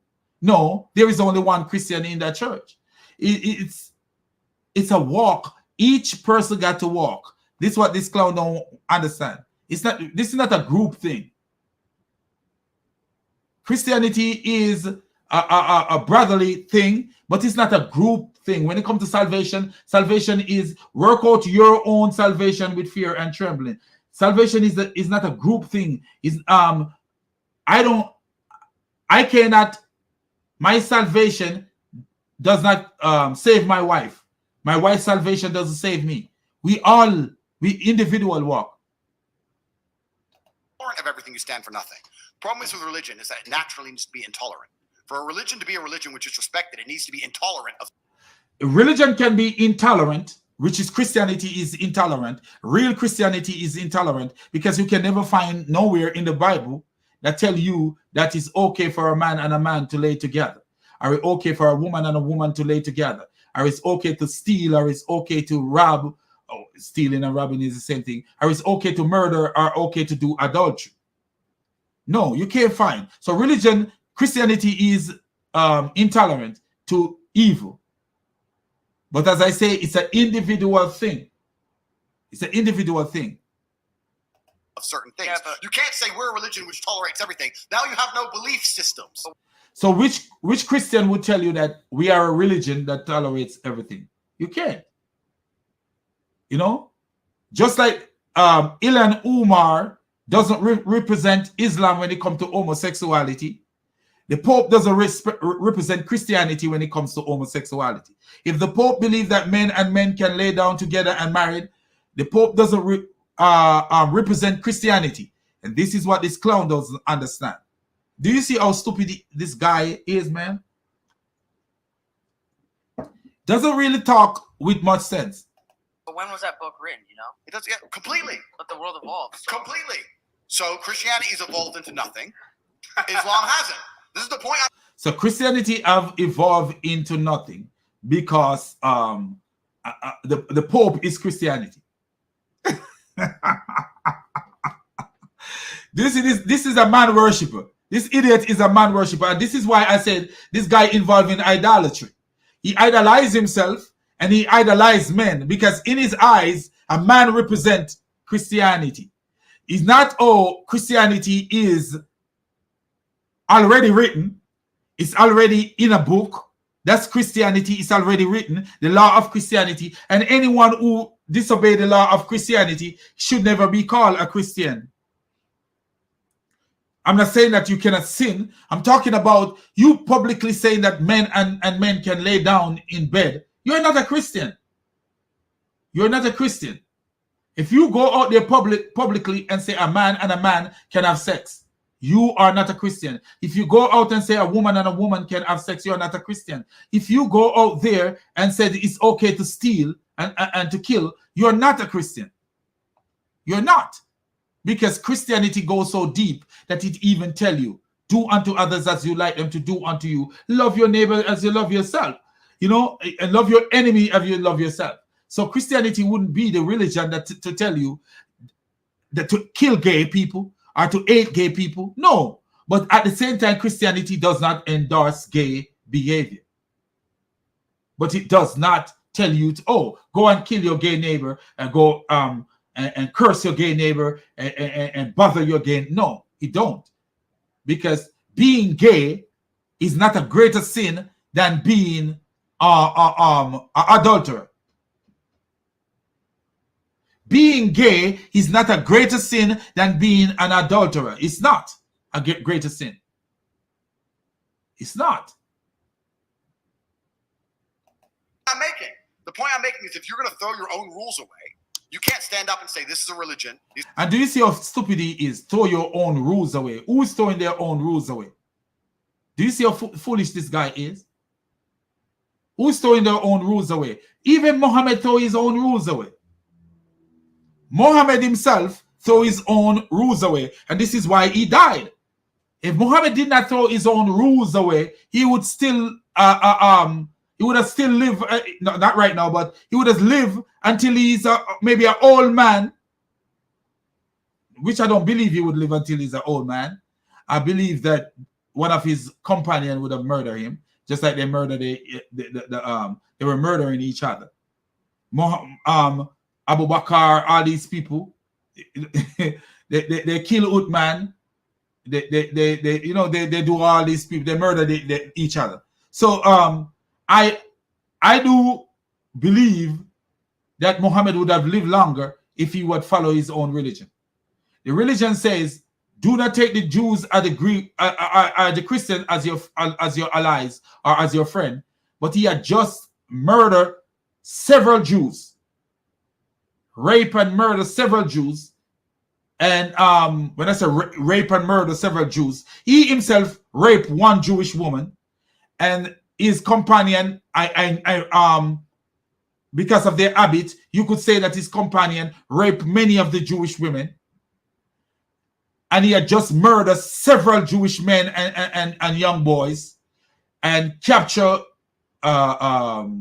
several Jewish women and children, but his Quran told him, do not take the Jews and the Christians as your allies. But when the Jewish woman cook food and give it to him, he eat it.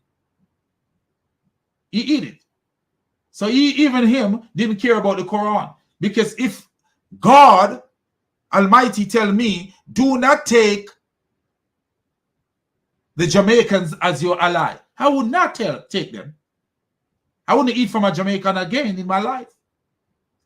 If God, quote unquote God, is saying, do not take Jamaican as your friends or allies, I wouldn't eat from a Jamaican again one day in my life. Why?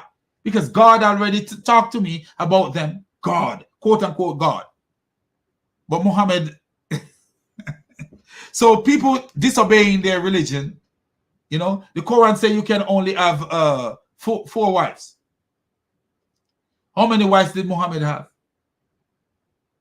How many wives did Muhammad have? But the Quran says, oh, 4 wives for a man is 4 wives. How many wives did Muhammad have? Huh? Several wives. Way more than 4 wives. Way more than 4 wives. There is nowhere in the Quran that tell Muhammad that he can have more than 4 wives. I haven't seen that. But Muhammad have more than 4 wives.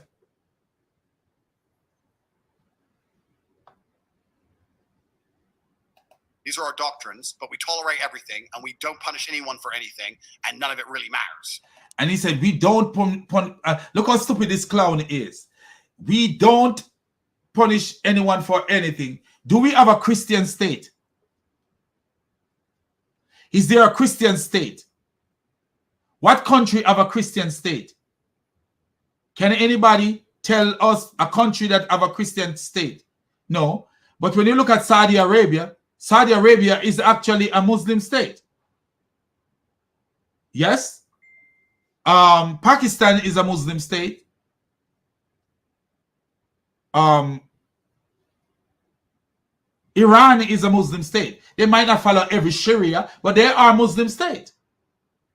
They are Muslim state. That's why they do women the way they do women.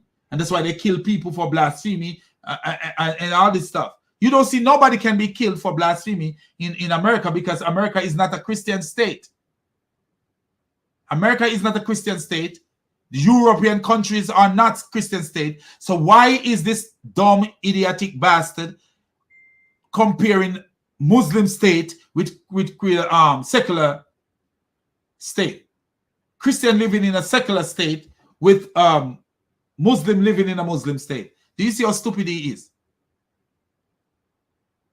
Do you see how stupid he is? Anyway, this is a dumb, stupid donkey, man. A donkey of the highest caliber. A dumb guy, man. Just like Muhammad. You see why he is like Muhammad. I remember this guy, I think this guy said something that was so funny. I can't remember what he says. He actually said a man who, let me see if I can find it. He actually said a man, there is no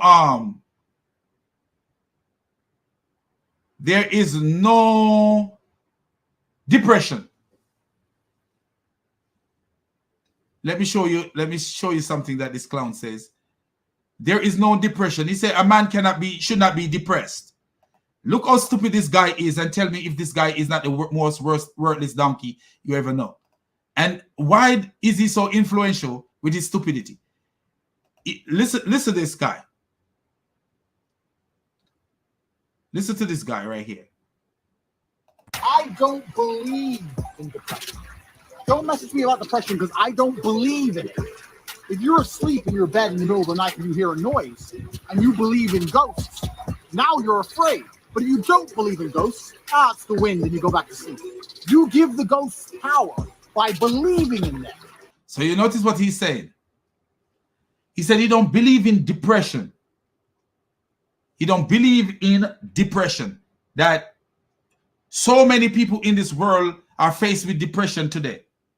Many people are faced with depression, like all over the world are faced with depression. Depression is the most common psych problem.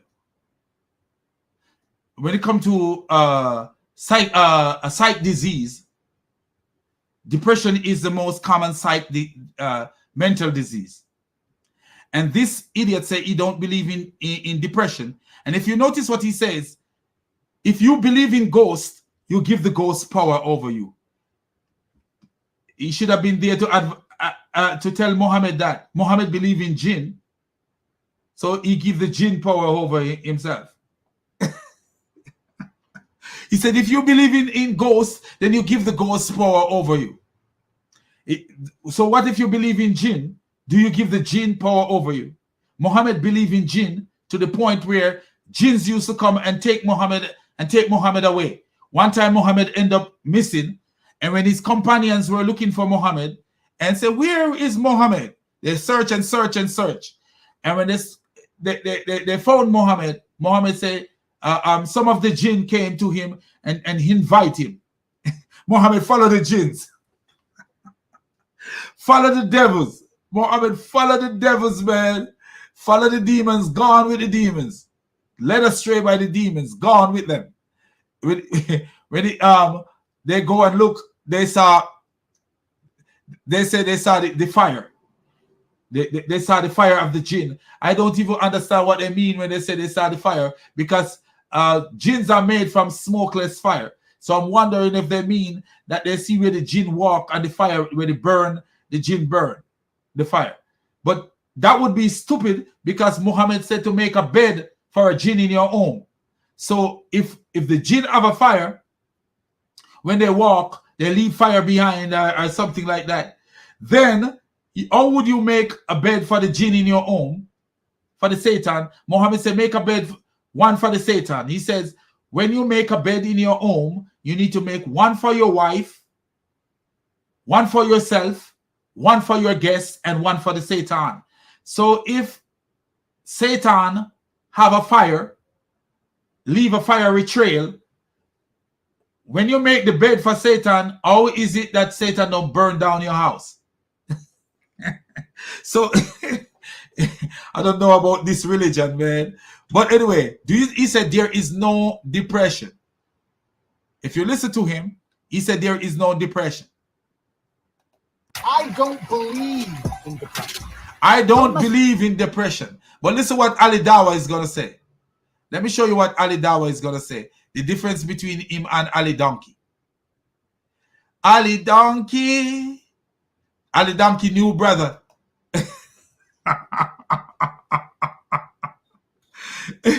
This is Ali Donkey's new brother, man. Listen to what Ali Donkey is going to say now. He said he don't believe in depression, but listen what Ali Donkey says about depression. Ali Donkey believe in depression. Ali Donkey believe in depression. And Ali Donkey's God believe in depression. So let's see what Ali Donkey says. Here is Ali Donkey. Allah says in the Quran, indeed in his remembrance do hearts find peace. And if you forget his remembrance, you'll have a depressed life. Meaning what? If you forget his remembrance, you will have a depressed life. But what's his name? Andrew Tate, before accepting Islam, said, I don't believe in depression. So now Andrew Tate is going to be depressed. Anytime he forget Allah, he's going to be depressed now. Before he met Allah, before he turned over to this Allah, before he made that lateral move, he didn't have any depression. But now, you hear what he says?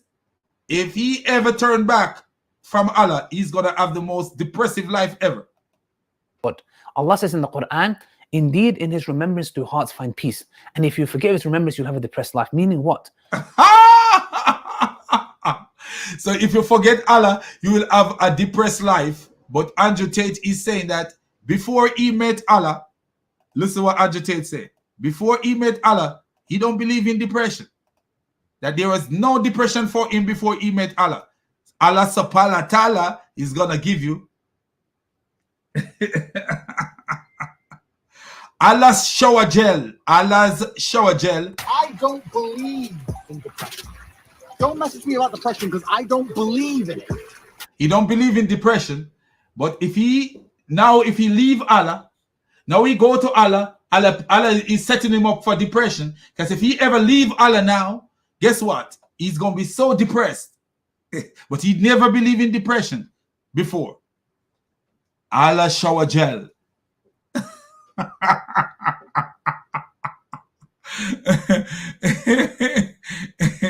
Well, it seems like he's setting up some water to take a bath with Allah shower gel. If you're asleep in your bed in the middle of the night, you're ready to take a bath. You see the steam. Maybe he's gonna use Allah's shower gel. He don't believe in depression, but what a catastrophe, man. I don't believe in depression, but Ali Dawa is saying that if you forsake Allah, you will have a depressed life. So, Andrew, please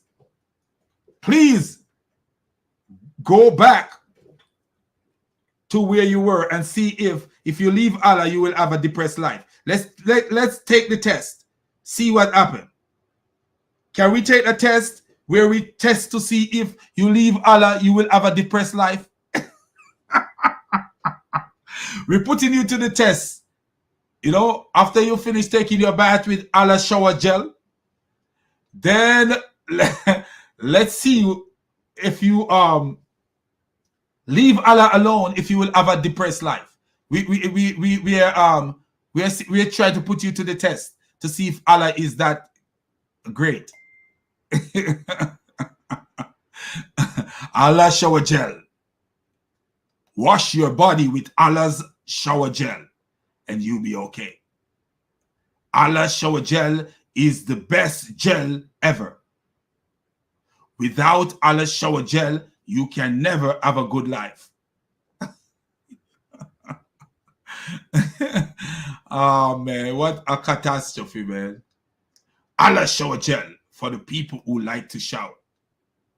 Choose Allah's shower gel. Without Allah's shower gel, you will fail.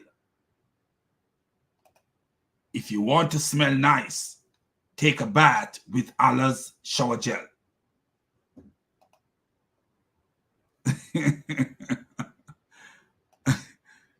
Allah's shower gel, you can buy it over the counter.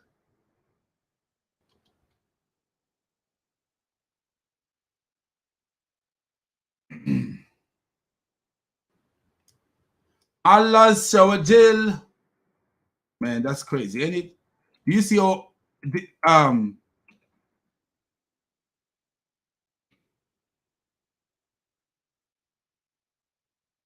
you see the stupidity of this guy? It doesn't make the things that he said doesn't even make sense. He don't believe in depression. He don't believe in this. He don't believe in that. He don't believe in this. But Andrew Tate is about women and stuff. So Islam is good for him. You know, the Quran promised a whole bunch of women. The Quran promised a whole bunch of women. Even in Jannah, you get a whole bunch of women. You get Horaline in Jannah. When you die, you will get Oraline in Jannah.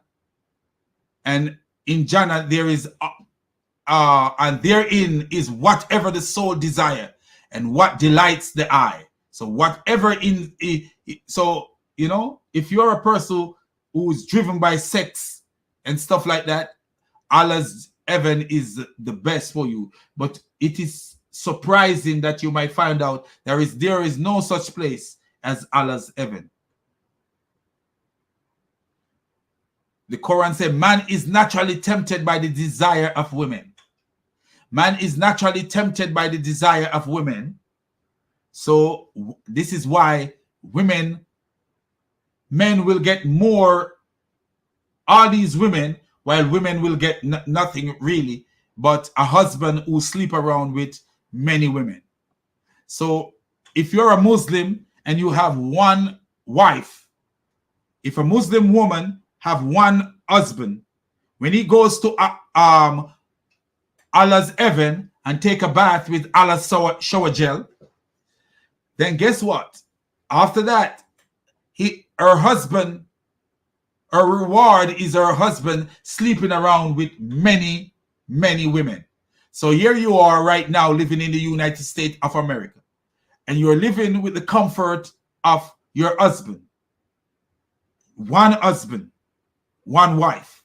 But then, all of a sudden, here comes Allah on the so-called day of reckoning, and he give to your husband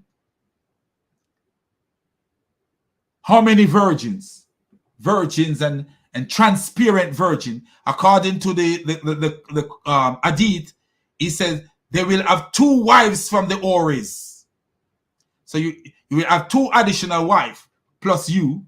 So you have 1 wife, but then now you're gonna have 2 more wives from the Houris. And these Houris, who will be so beautiful, pure, and transparent that the marrows of their bones, of their legs, will be seen through the bones and the flesh. How can you compete with a transparent woman? Even when you take bath in Allah's shower gel, it will. If you take a bath in Allah's shower gel, that will not make your husband more drawn to you.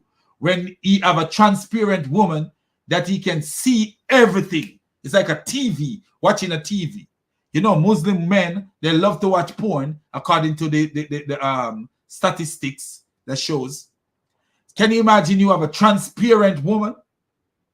That woman, that wife who is not transparent would have L in L. He would have L in heaven. L in heaven. She could have take 50 baths in Allah's shower gel. It's not gonna help her at all. Not gonna help her whatsoever.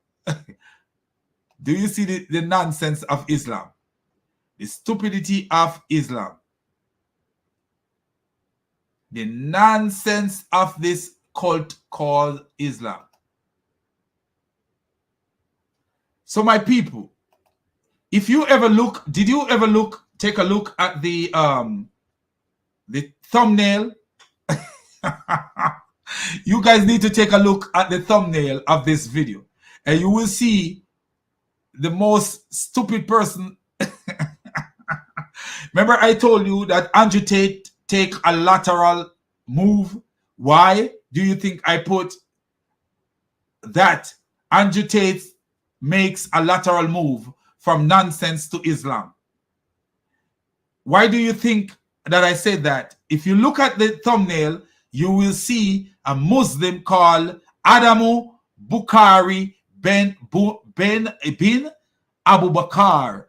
And I'm having a dialogue with this guy.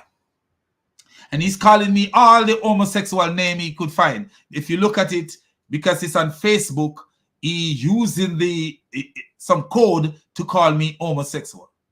And he called me all the homosexual that he want to call. And then he says, have you ever seen a woman's egg?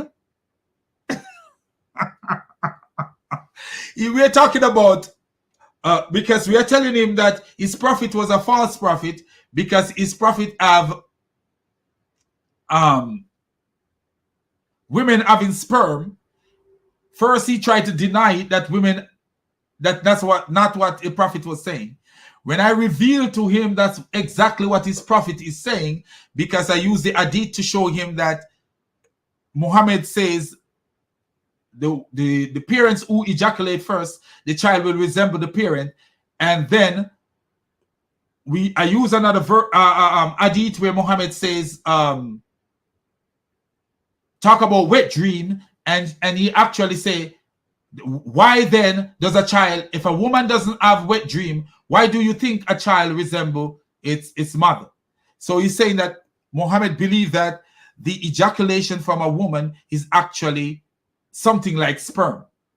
So I was talking to him, and when he realized that he was corner, he says, and I was showing him from the Quran too, stuff that Muhammad said. He says, have you ever seen, so he said to me, have you ever seen a woman's egg? And I literally showed him a stock photo of a ovum, which is a woman's egg. He said that's fraud. He didn't believe it. He said it's not true. It's fraud. When it's an actual stock photo, it's an actual photo. It's not a fake, like, oh, they draw it. It's taken with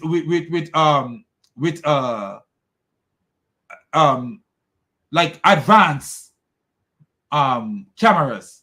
It's taken with advanced camera that can do with microscopic lens that can see things. That's what it's taken with. He didn't believe it.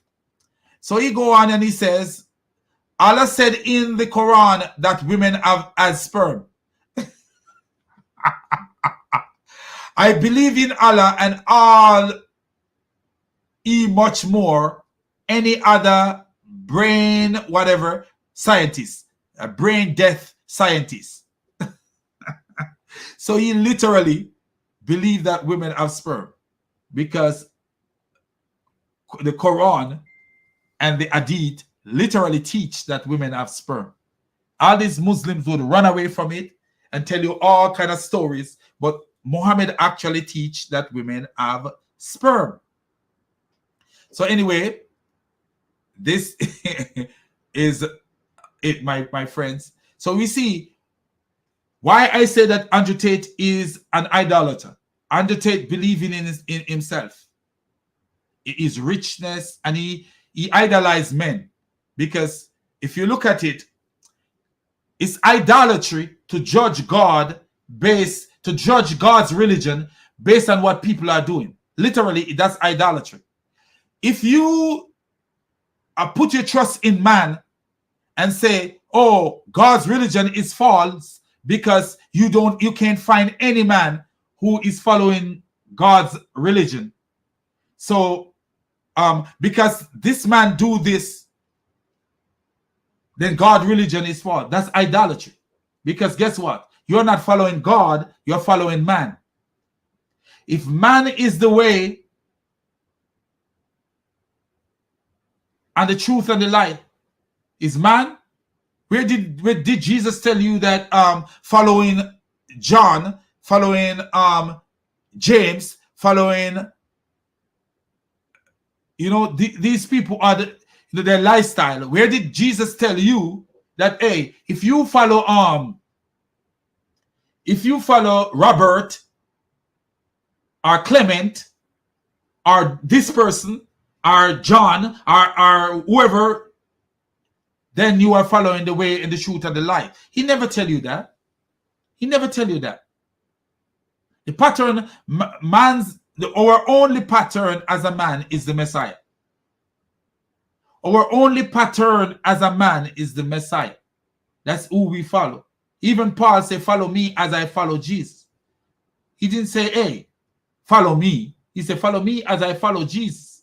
Because Jesus is the pattern for our life. So when we take it upon ourselves and say, hey, my neighbor is a Christian and he ain't living good, so Christianity cannot be right. You're an idol worshiper.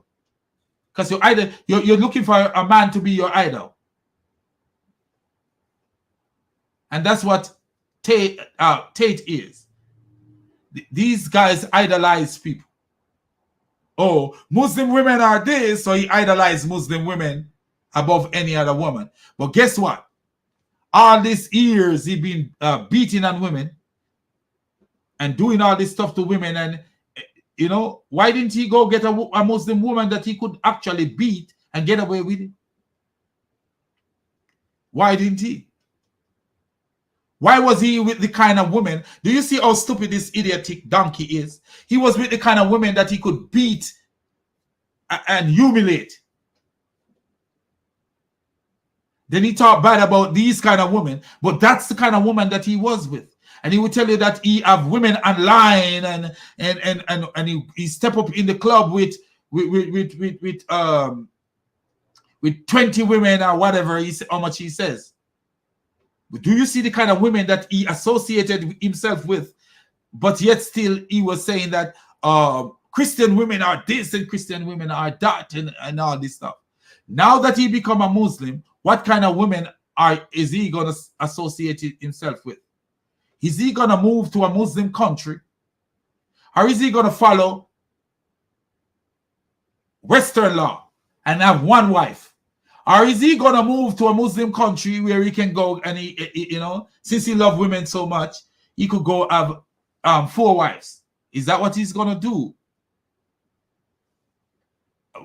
With yet to be seen. Yet to be seen. He knows. Let me show you something that I see here. Let me show you something. Watch this video.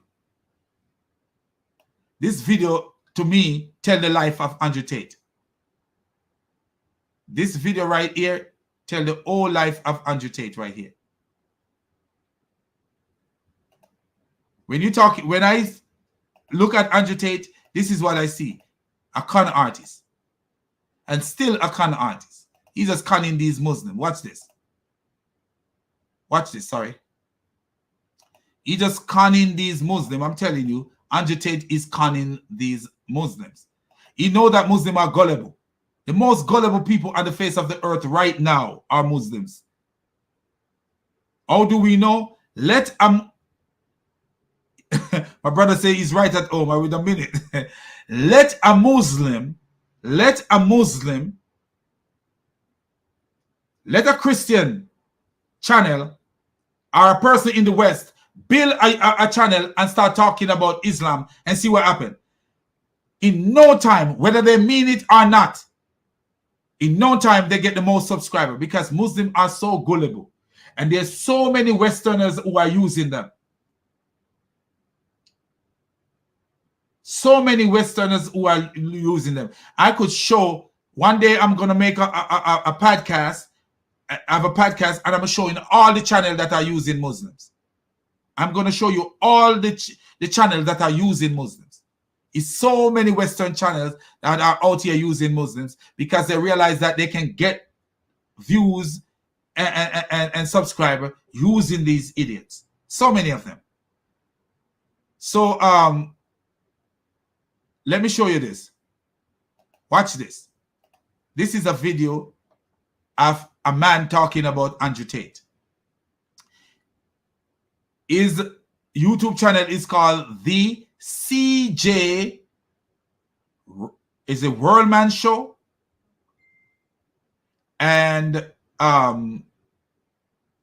this title is "Are Muslim the Target of Andrew Tate Latest Scam?" Because Andrew Tate is a scam artist. He is a scam artist. He really is a scam artist. You know they have this thing called Also University. Something like that, Also University, start by Andrew Tate, where Andrew Tate rip off so many people and they get nothing out of it. Sorry. Thousands of dollars. Andrew Tate stole thousands of dollars from people and they get nothing out of it. Let me show you, if you guys never heard of it, Also. H-U-S-S.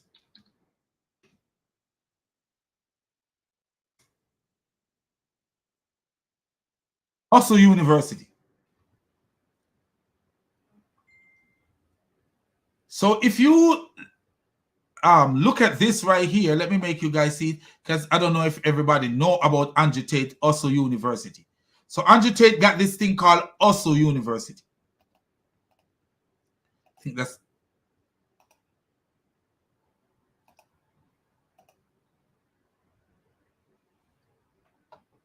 look at this.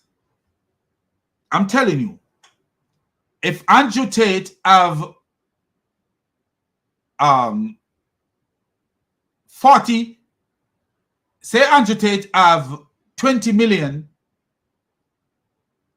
followers, 20 million followers worldwide, people who watch his stuff and believe in him worldwide. Say, and each one of them enroll for only, look at this, if you enroll for that, that's $50 really. So say $50. If you put 50 and say only 4 million people, say even less, say it's 1 million people who enroll. Do you know how much $1 million this is? This is $49 million.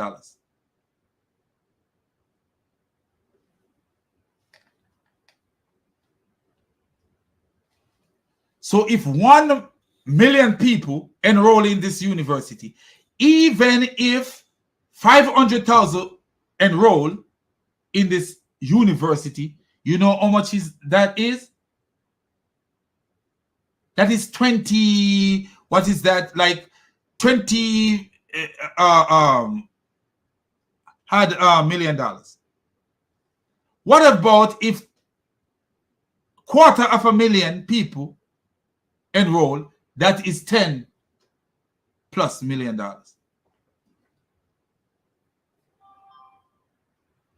So do you see what's going on here? Andrew Tate is literally ripping people off. And when you look at it, Andrew Tate University, you will see all this stuff. Osler University 3.0. See all this, Osler University.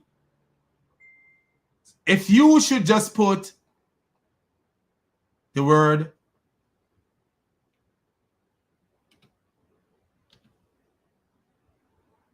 see, they shut it down. Scam. You see that? It's scam. Is Oslo University legit?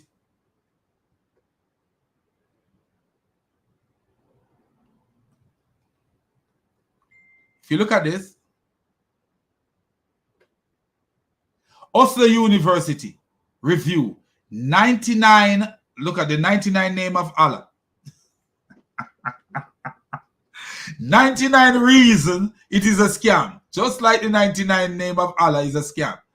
It's 99 reason why Oslo University is a scam. Do you see the similarity between this idiot and his God? Muhammad was a scam artist too. Muhammad was just a scam artist, just like this guy. Muhammad used to rob people, encourage people. In order to get people to help him to rob, he would tell them, oh, you will get all this stuff in Jannah, you will do it, because you have gullible people following him. Muhammad actually says, and Ben Laden, to be real with you, Ben Laden actually quote Muhammad as saying these things. Listen, Ben Laden. This is from Ben Laden. Ben Laden, the terrorist Ben Laden. Listen to Ben Laden.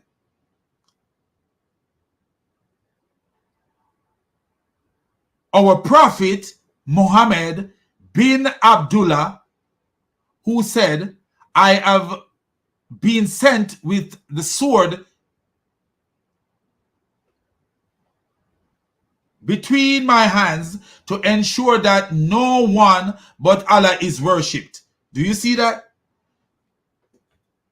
Osama bin Laden is quoting Muhammad as saying, I have been sent with the sword between my hand to ensure that no one but Allah is being worshipped.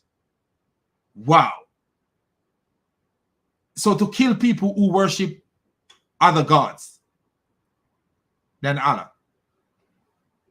Allah who put my livelihood under the shadow of my spear. So Muhammad is saying that his livelihood is under the shadow of his spear. What is your livelihood? Your food and all the stuff, your drink, your clothing, your wife, all this stuff is your livelihood. So how did Muhammad finance his livelihood? By robbing people. His spear is how he make his livelihood. By robbing people. And you see Andrew Tate did the same thing. Robbing people. It's a scam. You look at it. Oslo University 2.0 review. Opportunity or scam. Scam. Watch this. Andrew Tate, the dark truth of Oslo University. Do you see that? The dark truth. Andrew Tate think the modern school system is a scam. So he launched his own. Do you remember that black guy? What was his name? He was Muslim too. He have a Muslim name. I don't know if he was a Muslim, but he have a Muslim name. What was his name? His name was... He claimed he was a doctor, but he was not a doctor. Umar, something Umar.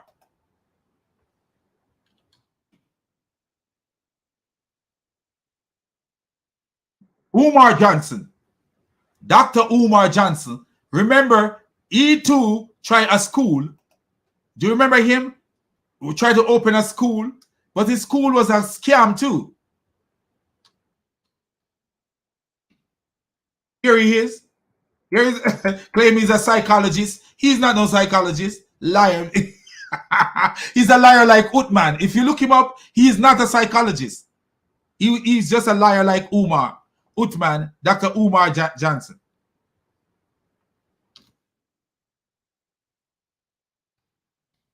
Dr. Umar Johnson is just a liar like Uthman.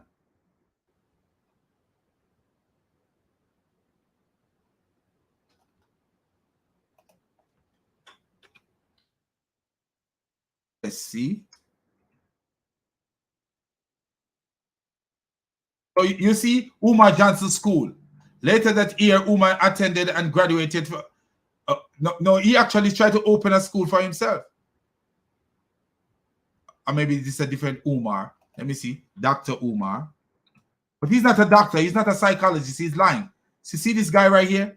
Dr. Umar. This guy is not a psychologist. He's a liar. Claim that he go to Philadelphia College of osteopathic medicine. when they researched it, they could find nothing on him. Dr. Umar Johnson.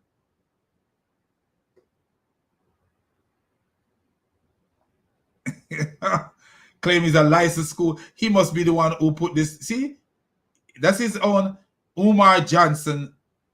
And claim he's a licensed school psychologist. He's not. Liar. They could not even find his school. When they tried to find what school he go to, they couldn't find it. So look at this. Dr. Umar Johnson's school about to be auctioned off. Because he was a fraudulent. Dr. Umar Johnson Black Boys School update from Breakfast Club. Do you see Umar Johnson blame regular Dregler? He always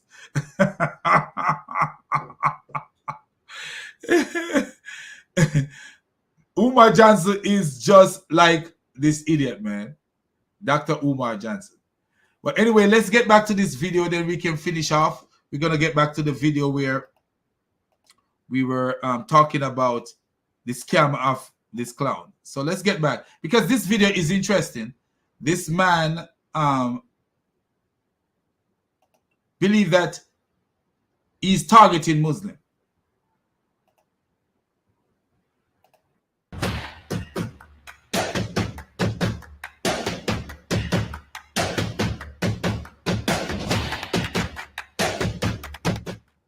Hello everyone, I'm CJ Werleman. Don't forget to hit the subscribe button below, and please help keep our show going and growing by supporting my journalism at patreon.com/CJ Werleman. Now let's get into it. Andrew Tate is a former kickboxer and far-right personality who is now targeting Muslims to exploit in his latest get-rich-quick scheme, and alarmingly many young Muslim men are falling for his grift, and I'll explain exactly how in a moment. But what we are talking about here is a guy who has faced numerous allegations involving human trafficking, sexual assault, illegal pornography, and other forms of abuse. He even moved from England to Romania because he said it's easier to get away with assaulting women in Eastern European countries. For these reasons, he's been dubbed the king of toxic masculinity, but more than that, he's the ultimate con artist. He's a criminal who specializes in separating gullible young men from their money, having openly boasted he made his fortune from scamming desperate men into paying for fake online relationships with lingerie models.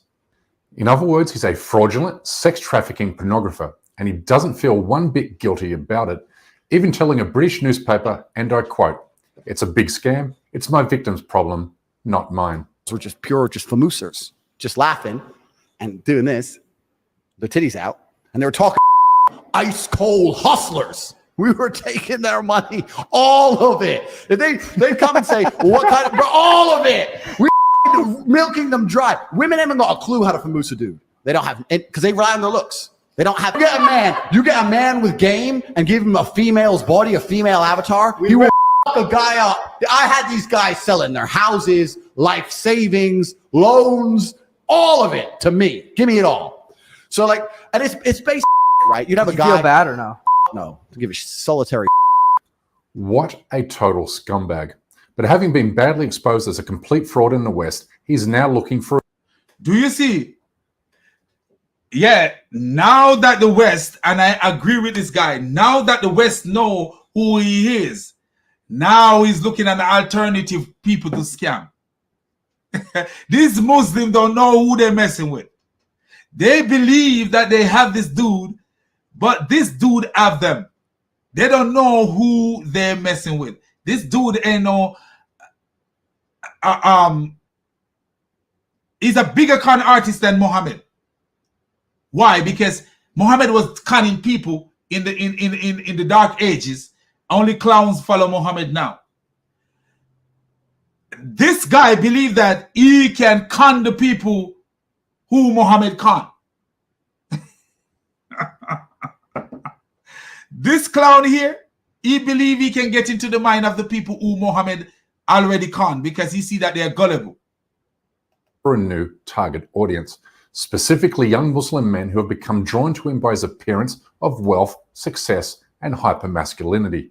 In other words, Muslims are his new target market, and many are giving him a platform to sell his latest scam, including popular YouTube personality Muhammad Hijab, who invite him onto his show to discuss whether the West is a failed society. But Tate isn't a sociologist, economist, or student of international relations. He's a common street-level thug who sells fraudulent schemes to the unwitting. And if the West... Yes. And this is the crazy thing. When Piers Morgan asked this stupid clown if he believed that he's a role model for children, he said yes. He literally said yes. He's not being ever go to jail. Not because he'll ever go to jail. There are a lot of drug cartel people who have never been to jail. There's a lot of drug cartel people who have never been to jail. There are a lot of murderers sitting out here in the United States free while somebody else take the charge for them.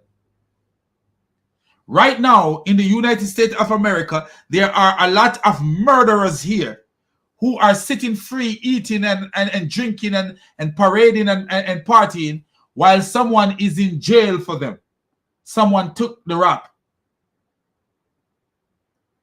I remember it happened one time in Jamaica, where they said the reason a singer died is because, I won't call the name of the singer, the certain singer died is because someone went to jail for him and he promised to take care of the person's family while the person was in jail.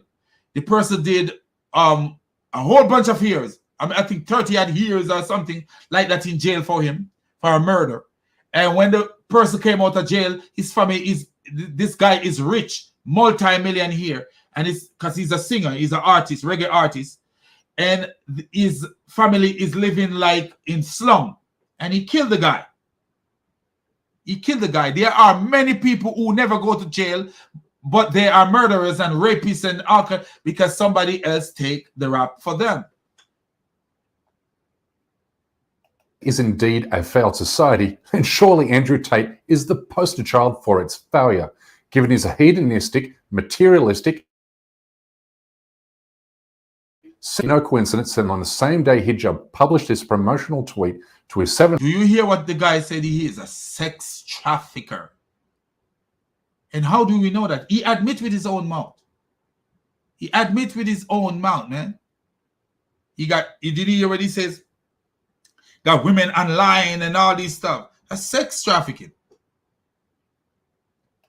700,000 subscribers on YouTube, a video appeared on the internet showing Andrew Tate being taught how to perform an Islamic prayer. Now let me be clear. If Andrew Tate converts to Islam for genuine reasons, then I am happy for him, and I sincerely hope following the guidance of the Prophet makes him a better person. This guy says if he really convert to Islam, he's happy for him. Follow the guidance of the Prophet.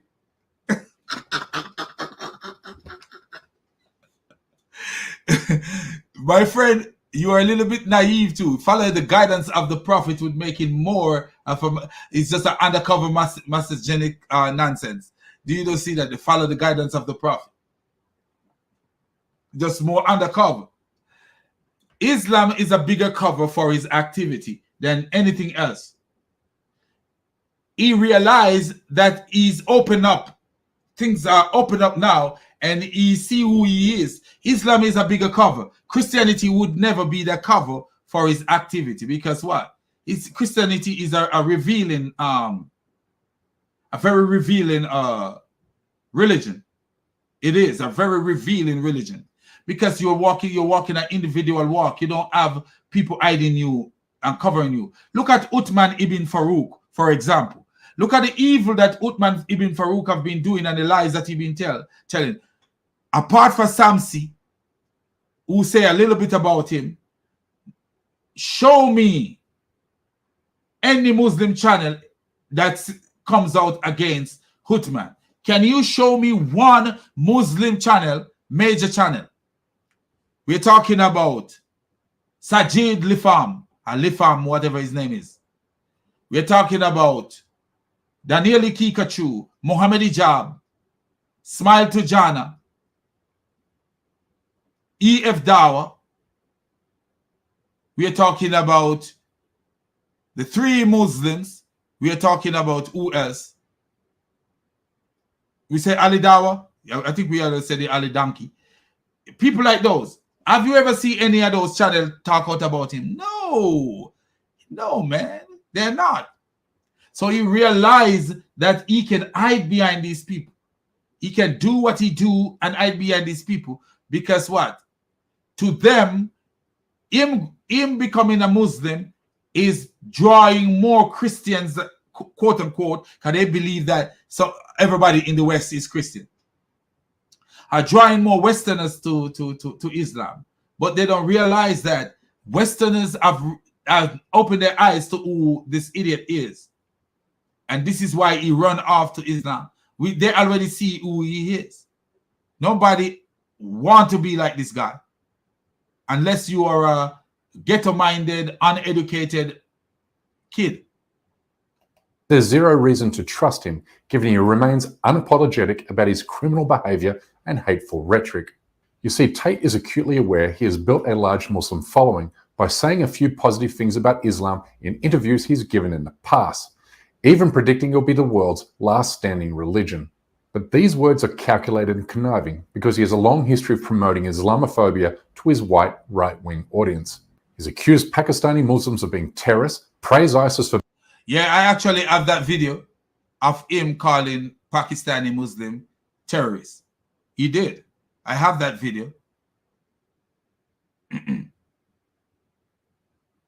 I have a video of him boasting about what he would do if a terrorist walk into the room, and he say, I would knock out that one with the gun, to pick up the AK-47, shoot a couple Pakistani. Literally, he says that in one of his videos. Let me actually find that video, because I don't know if I have it here. 10 most controversial.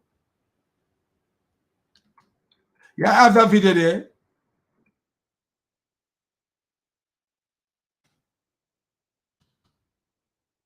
said by ANDREWTATE.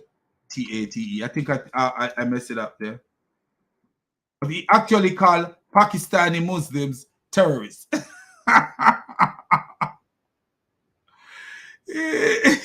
He actually called Pakistani Muslims the terrorists, man. He said he would pick up this gun and knock out that terrorist, do this to this one terrorist, and do this to another terrorist.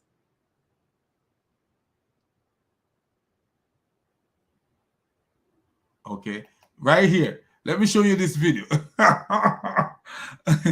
He literally called Muslim terrorists. But these clowns don't even see what this idiot. So he actually, look, Tate is a con artist with a brain bigger than all these Muslims. His brain is bigger than all these Muslims. Listen to what he say right here. Listen to what he says. That is 3. Okay, let me see if I had it there. Yeah, this is the one. Next to you has their brains blown out. You're gonna stand there like waiting to die like a motherfucker. I'm gonna be like, bang, oh, seen that before. Okay, boom, boom, duck and dive in, take one terrorist out, next get the AK, go Rambo, take out all of fucking Pakistan with the Jeep. I don't think the world is He said, take out that one terrorist, bam, boom, bam, get a bam, boom. He's so animated. Next to you has their brains blown out. You're gonna stand there like waiting to die like a motherfucker. I'm gonna be like, bang, oh, seen that before. Okay, boom, boom, duck and dive in, take one terrorist out, next get the AK, go Rambo, take out all of fucking Pakistan with the Jeep. I don't take out all the Pakistani. He literally said Muslims are terrorists. Because Pakistani, who are they? Muslims. So he said, man, I would take out the Pakistani terrorists, man. And this guy is now a Muslim. So he's a terrorist now.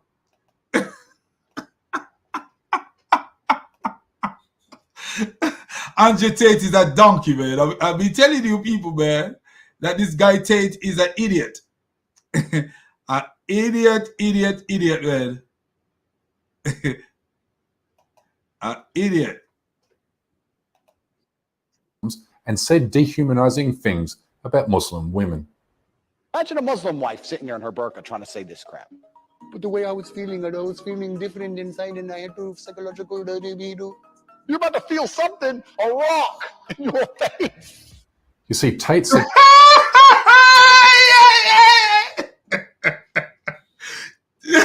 So do you see this, man? This is crazy. Do you see why he wants to be a Muslim? He's a wife beater. He's an evil donkey who like to beat women. And so look what he said. Listen how he even talk about. Listen how he talk. Like a Middle Eastern, like a that sound more like a Indian person. He's trying to imitate. I'm trying to say this crap. But the way I was feeling different inside, and I had to psychological. You're about to feel something, a rock in your face. You see, Tate said this. Wow. This guy is such a clown, man. All that money he got, he can fix his teeth. He need a teeth fix. He needs some straightener for his teeth. Look at the laugh. You see, all that money.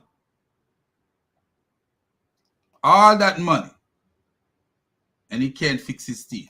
But the way I was feeling different inside, and I had to psychological. You're about to feel something, a rock in your face. You see, Tate said this stuff. Oh, my Father who art in heaven. Do you see this guy, man? When he was building an all-white male audience among the Muslim-hating far right. Right. In the earlier part, he was appealing to white people, white male. That's what he was doing. In the first, he was appealing to white male.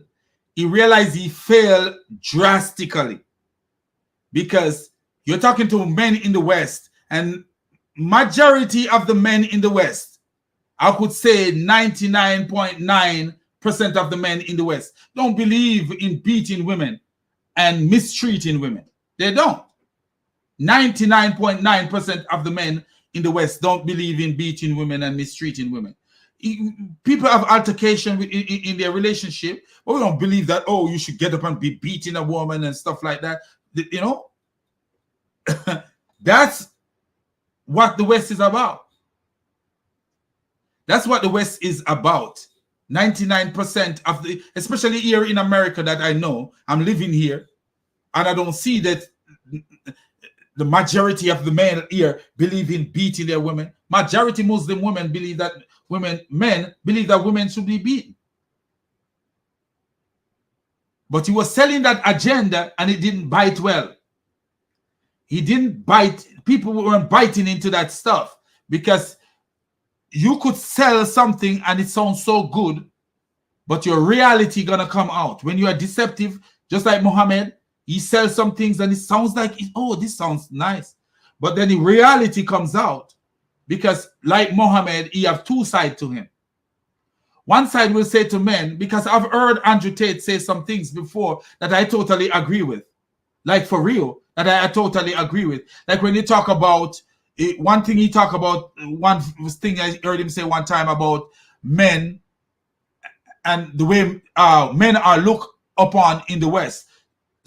There was a point in the whole paragraph that I agree with. Not the whole total paragraph, but there was a point in the paragraph that I agree with. Just like Jordan Peterson have some things, the way he look at life with men in the West, I totally agree with him with some of the things that he says. But some of the things that he say, I don't agree with him either. But Jordan Peterson is no Andrew Tate. Jordan Peterson is more of a decent person. You know, a decent man. Jordan Peterson would never tell anyone that to believe in a religion that you can that go about kill people if they say something about the prophet or there's some. No, if your God and your prophet need people to kill every time somebody says something about your God is weak. Your God is very weak because guess what? God can defend himself. It is God who caused the rain to fall on the house of the wicked and the house of the good. And the wicked man planted corn in a field right here. And I plant a corn in a field right here. When the rain fall, 99% of the time, 99.9% of the time, the rain fall on both fields. And sometimes the rain may even fall on his field, because I've seen that in Jamaica before, where the rain is falling in one little place right here, but it's not falling over here. And I've seen that also in Florida. You know, but God caused the rain to fall on each person. It's a God who provides for each, the wicked and also for the good. You know, let the wheat and the tares grow together until the day of harvest. Because what? In today's society, people like Andrew Tate and all these people are revealing what Islam is like. When you see people are running from Andrew Tate and Andrew Tate run to Islam, he's just telling you something. And Islam is accepting Andrew Tate. You see, he tell you something. That Islam is an immoral cult. Because look at look at the kind of person this man was. Look at who he was. Her burqa trying to say this crap. But the way her burqa. In her burqa, true Muslim woman dehumanizing things about Muslim women. He said the Muslim woman in her burqa said all this crap. And said dehumanizing things about Muslim women. Imagine a Muslim wife sitting there in her burqa trying to say this crap. How can a Muslim wife sit there in her burqa trying to say this crap? But the way I was feeling it, I was feeling different inside, and I had to psychological dirty video. You're about to feel. Oh wow! Feel something, a rock. You're gonna feel something, a rock. That he does believe that Muslim men throw rocks at their wife.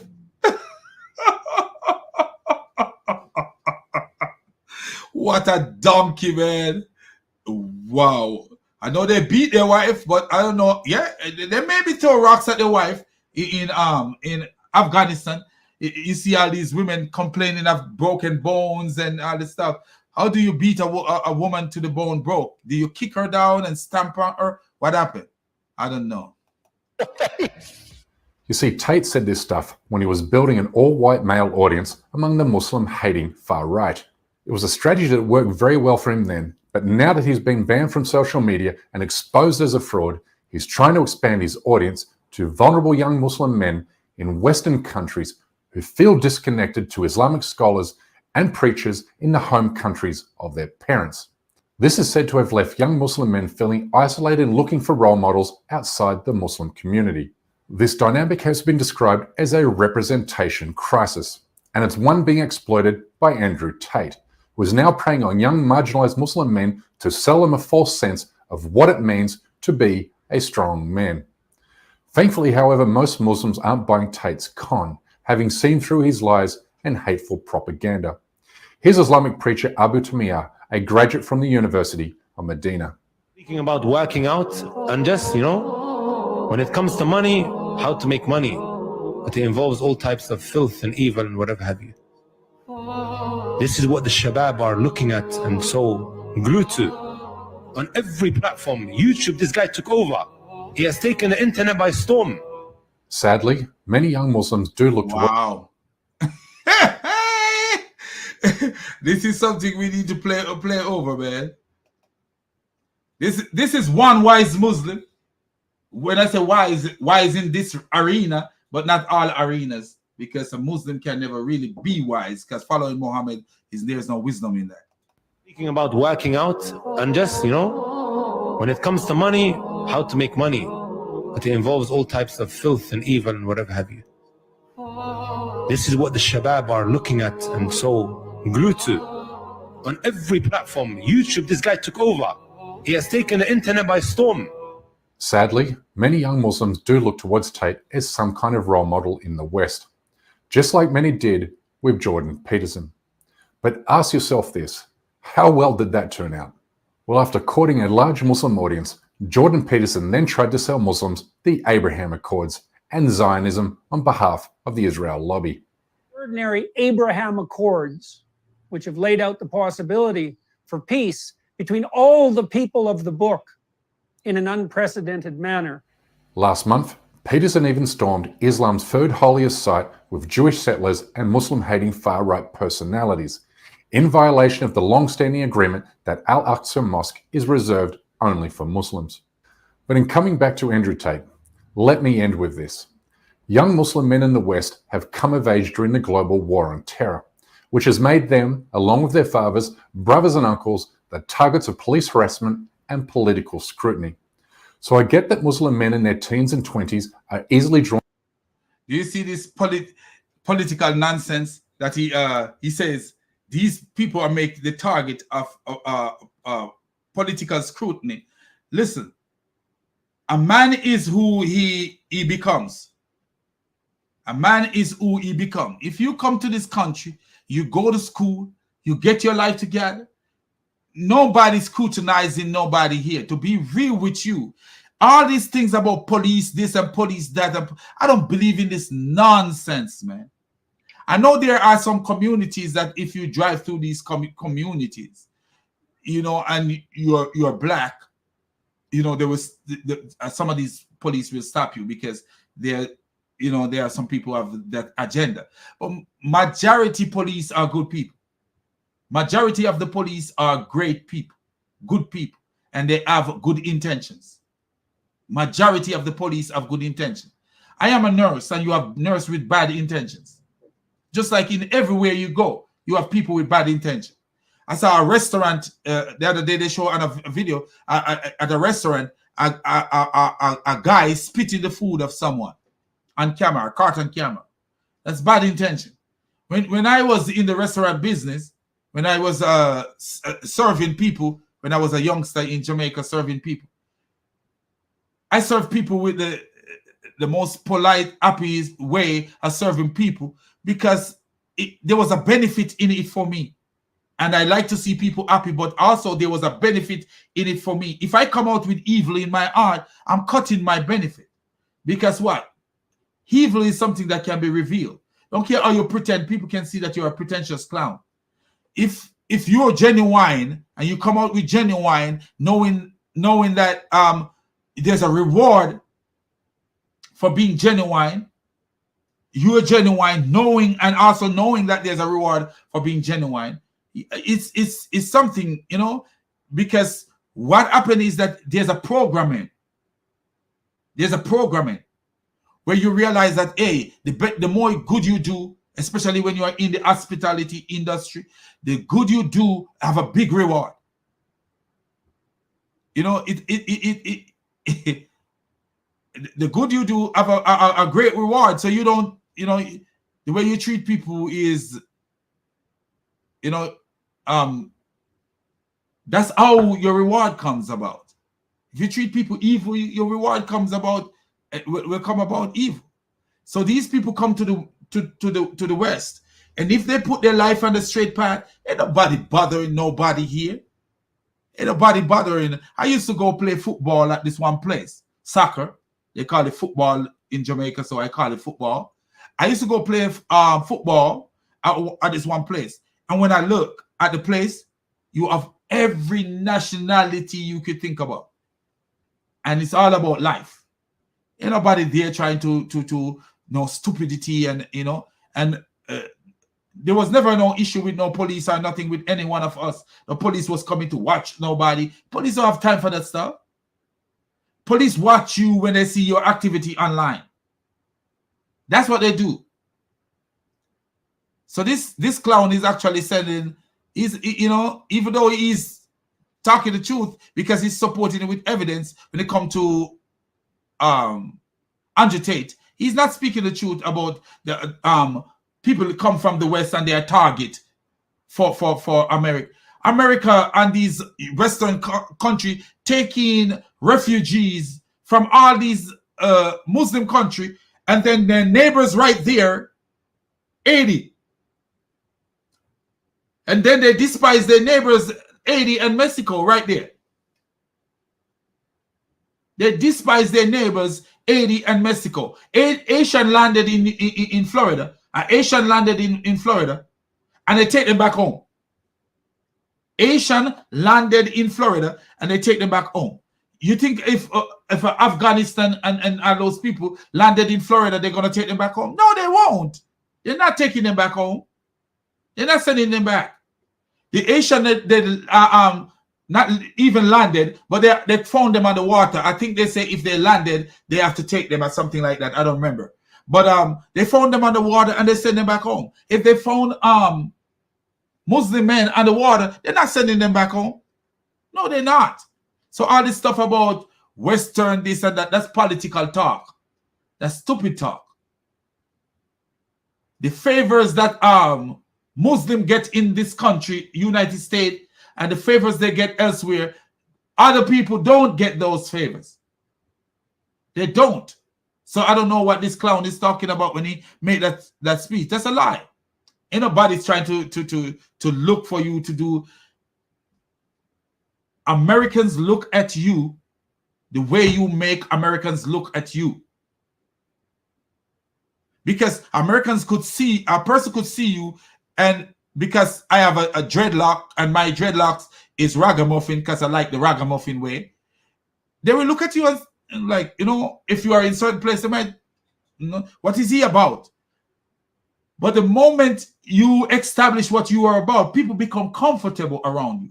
One day, I was going to the bank. It was raining, and I was going to the bank. So I parked my car, and I had to run into the bank. And when I run into the bank, here is this, and I was younger and more muscular. So here is this muscular black man with dreads and stuff just running to a bank. And I could tell that everybody was panicking, even though that was not, I didn't do it on purpose. I didn't think about it. I should have thought about it like, hey, because you got to think about the people in your environment, you know, but I didn't think about it. So I run into the bank, you know, and they all panic when I run into the bank. But they're looking around. Even the teller was panicked. You know, you could tell she panicked. And when it was my turn to get up, and I didn't even have my ID, but I told her my name. She looked up my name and all this stuff. And, she, you know, she realized like, oh, wow, This guy have thousands of dollars in this bank. Her tone changes, her thing, the way she talked to me changed, and she become relaxed. Did she have a reason to be panicked? Yes, she did. Yes, she did. Things are happening, and a black man just run into a bank like that. She have a reason to be panicked. I would be insensitive and stupid to think that she doesn't have a reason to be panicked. In today's society, yes, she do have a reason to be panicked, and all the people in the bank have a reason to be panicked. If I had walked into the bank and then they all panicked, then that's a different situation. I raced into the bank, pushed the door wide open, and burst into the bank. They all have a reason to be panicked. The things you do is what affect you. The way you live your life, that's what affects you. Mostly in every society, any given society. So if you come from Acapulco or wherever you come from, if you come here in the United States and you come to do good, ain't nobody over here trying to make label you with nothing in the sense of like, oh, my life is different from anybody. No. There are black people living in here and they go through their stuff because there's still racism everywhere in the world. There's ism everywhere. But if black people, notice this, I'm black and I'm not different from a black American. I'm black and I consider myself a black American. I do. I've been away from Jamaica so long. If you ask me where is Tasty Party in Jamaica, I don't know. So I'm a part of this here. If we as black people, we do what we need to do with our life and our children's life, we can make a change the perception of people, the way people look at us. And that's why we say Black Lives Matter is a fraud. Why I say it's a fraud? Because that's what Black Lives Matter should have been doing. Trying to change the perception of black against black first before you start looking out at what's going on. And when a police kill a black man, like in the case of George Floyd, that's a bad thing. But a lot of time black men are killed is because of what these black men do, to be real with you. I remember one time close by, there was a guy, he running from the police. And while he was running from the police, his pants was falling down because they wear their pants like that. And he go for his waist to pull his pants up, and the police shoot him. Because what? Police panic, believe that he's going for a gun, and shoot him. Sometimes it's what we do. Other cases is what they do, but sometimes it's what we do. But more white folks are killed by police than black folks are. Did you know that? A lot of people don't know, because every time black. More white, I'm saying there are police making big mistakes. Like Breonna Taylor's case, big mistake. George Floyd's case, big mistake. There's so many big mistakes. But a lot of times it's what we as black people do and the situation that we got ourselves into. I saw a video the other day of black people in a park in Atlanta, and the police officer was black. And the police officer, you know, when you are in the United States, you can't be in a park at a certain time of night. They don't want nobody in their parks at certain time of night. And I agree with it. I totally agree with it. Because things can happen in parks at night. Especially big parks with trees and shrubs and stuff. Things can happen in these parks at night. So they're keeping you safe. So they were in the park, whatever they plan to do, a man and a woman. And the police asked the man for information. The man give the information. When he asked the woman for the information, the woman started running off her mouth and doing all this stuff until she was going to jail. Then she started crying like a baby. Because what we do, you break the law. So when the police asks you for identification, you need to give it to him. If you didn't break any law and he asks you for identification, you don't have to give it to him. If the law of that state say you don't have to give it to him, then you don't. But me, I'll give it to him. Anyway, I am not doing anything wrong, so why not? Hey, here you go, sir. Let him say, hey, sir, have a nice day and walk off. If you don't say it, I say it, hey, sir, have a nice day. Be safe out there. This is how we protect our life. This is how we keep ourselves safe. As black people, any people come to this country, stick to the rules, you'll be all right. In most cases, you will be all right. You stick to the rule. You stick to the rule, you will be all right. Is there nobody out here trying to target you in America? No. If I come here with this fear in my mind, this guy is like Muhammad creating the fear of a jinn. Imaginary fear. This is what happened in here. There's an imaginary fear. Look at this guy. He cut Salman Rushdie. Almost killed the guy. If police were out to target people like that, they would have kept their eyes on that clown, that he would never get a chance to do the man what he did to the man. Ain't no police out here trying to get these people, man. No. Born to characters like Tate who sell themselves as strong, dominating, and successful. But Tate glorifies everything Islam doesn't stand for, including hedonism, materialism, violence, misogyny. Oh! Islam doesn't stand for misogyny and violence? Dude, are you a Muslim? Look at all the information that we give today. The misogyny. Islam is not a misogynic, nasty religion. Bro, you don't know what you're talking about. And 8? Why do you think that Tate loved Islam? Why did you think that Tate said he loved Islam? Because he says it's the only religion that stands for anything. You can't say about Muhammad this and they don't kill you. He actually said even here in the Western world, if you say certain things about Muhammad, you won't last. So what are you talking about? You are speaking with 2 mouths. Are you a Muslim? Seems like you are. Because you're speaking with 2 mouths. Islam doesn't stand for is not a misogynic religion. Yes, it is. Islam believes in depleting and demeaning women. This is why a woman was killed for not wearing hijab. What are you talking about? Do you know anything about Islam? Conceit, which are the exact opposite traits displayed by the Prophet Muhammad. Oh, wow. Politeness, courtesy, simplicity, humility, and sincerity were some of the key of the Prophet Muhammad character. Wow. Are you looking for viewers? What are you looking for? Because listen to what Muhammad said and tell me if this is polite. Oh, wow. Oh, wow. This guy is... Do you... This guy is lost.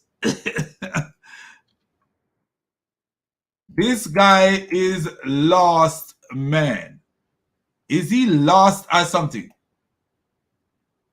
Notice what the guy have on the screen right here. He went off track. Are you a con artist like Tate is a con artist too? Or what are you doing? Politeness. Muhammad was so polite that he told Muslims to tell people to bite their father's penis. Courtesy. Muhammad was so courteous that he told people, he says, hey, do not greet the Jews and the Christians before they greet you.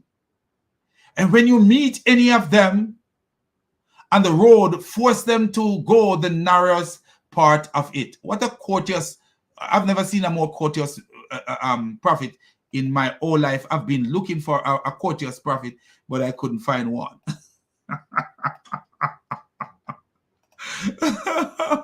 What a fool, man. Do you see this? Making empty speech. Trying to appeal to the Muslim, just like this guy is appealing to the Muslim. Do you see that? How is what he say make any sense? How what he says and violent. He said anyone who leave their religion, kill them. So what is that not violent? Anyone who abandon their religion, kill them. So how is Muhammad not violent? I don't know. What does this guy call violent?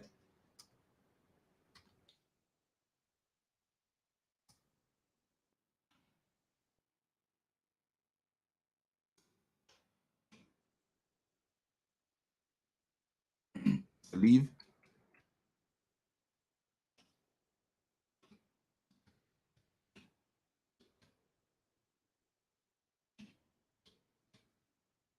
How is Muhammad not violent?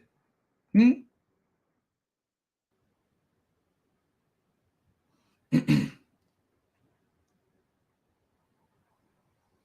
me show you. I don't know how this guy say Muhammad is not violent, man. Wow. This guy is almost like Andrew Tate, the same guy he's talking about.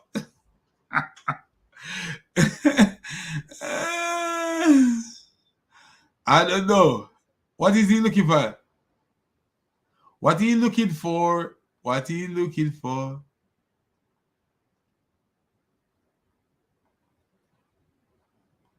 I don't know what he's looking for.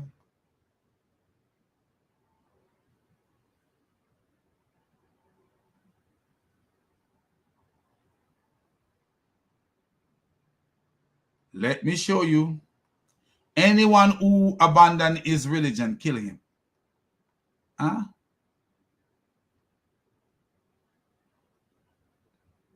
Muhammad was two-mouthed. Ibn Abbas narrated that the messenger of Allah said, he who changes his religion, i.e. apostate, kill him. So, what kind of person was Muhammad? This guy don't know who Muhammad was either. He got a wrong idea of who pedophet, not prophet, but pedophet Muhammad was. Pedophet Muhammad was a killer, a murderer of the highest caliber. Search. So do you see what this guy says? Politeness, courtesy, compassion. Do you see the word the guy say compassion? Have this idiot ever read? Look at this. Have he ever read Surah?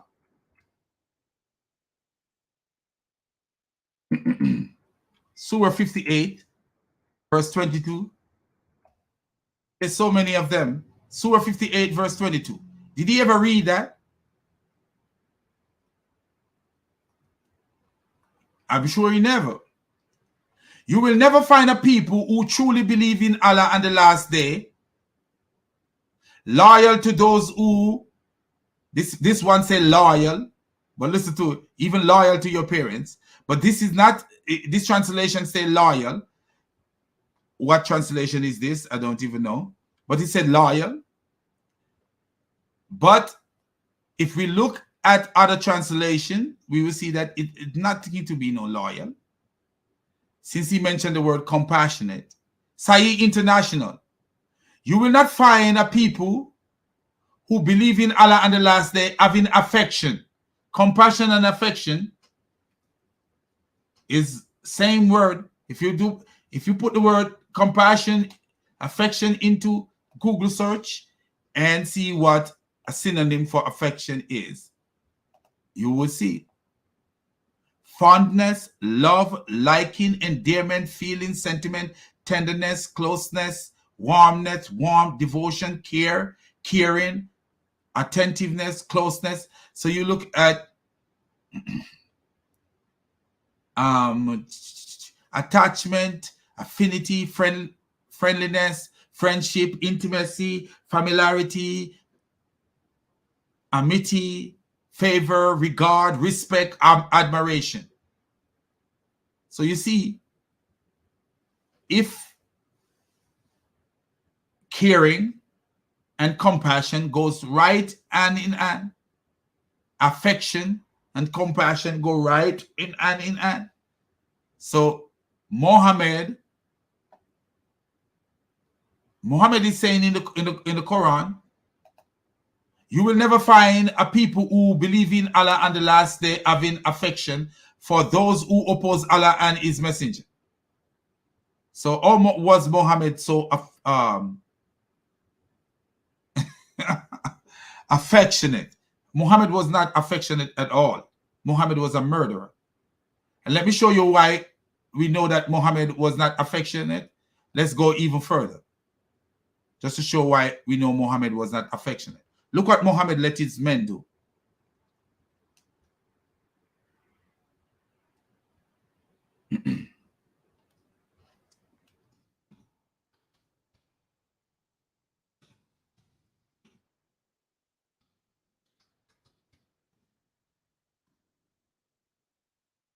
Let's show you what Muhammad do.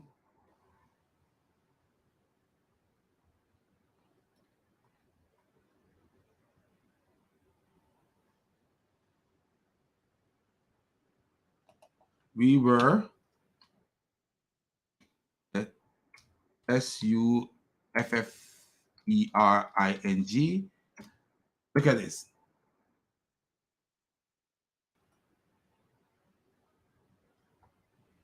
Abu Surma said to Abu Sayyid al-Khudri, Allah be pleased with him. Oh Abu Sayyid, did you hear Allah's messenger, may peace be upon him, mentioning, what is this, Halhaz, whatever that is? He said yes. And he added, we went out with the messenger, may peace be upon him, on an expedition to this Bil Mustalik, and took captive some excellent Arab women. Do you see? Andrew Tate is just like Muhammad. And we desire them, for we were suffering from the absence of our wives. But at the same time, we desire ransom for them. So we decided to have sexual intercourse with them, but by observing us, withdrawing the male sexual organ before emission of semen to avoid conception. But we said, we are doing an act whereas Allah Messenger is amongst us. Why not ask him? So we asked Allah Messenger, may peace be upon him, and he said, it does not matter if you do not do it, for every soul that is to be born up to the day of resurrection will be born. And this is Sahih Muslim 1438a. So how was Muhammad compassionate and have humility? And who was he sincere to?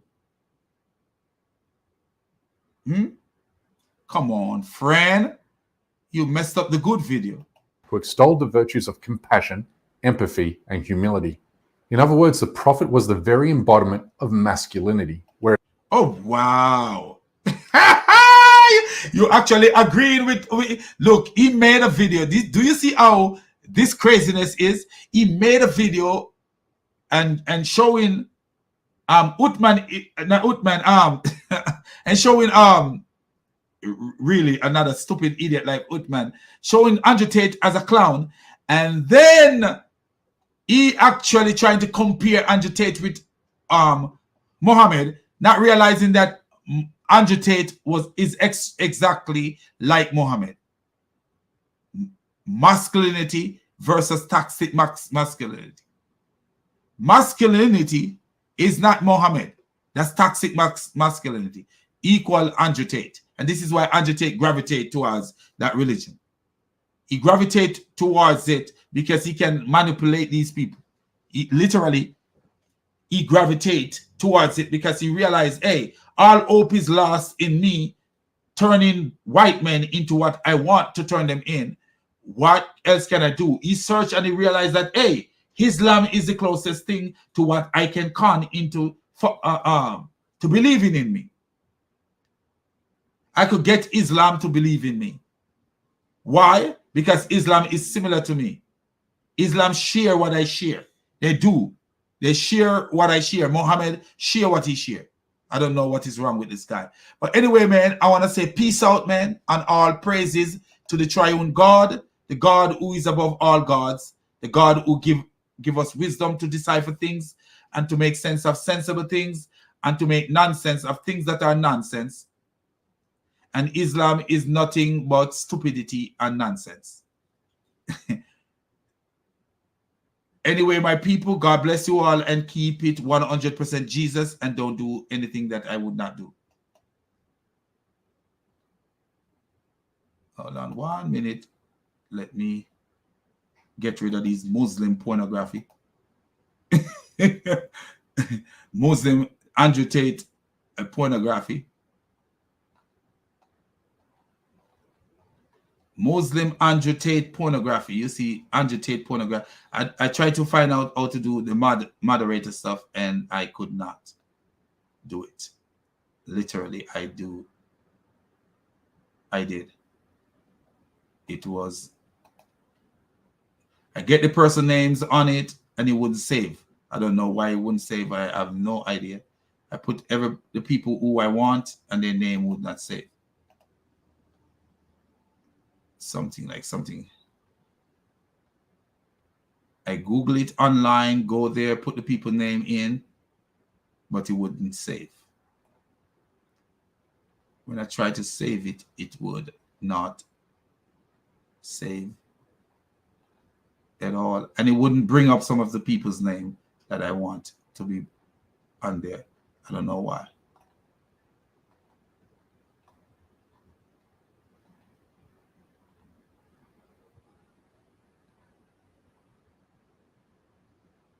Okay, so all praises to God Almighty, the triune God, and remember to keep yourself 100% Jesus.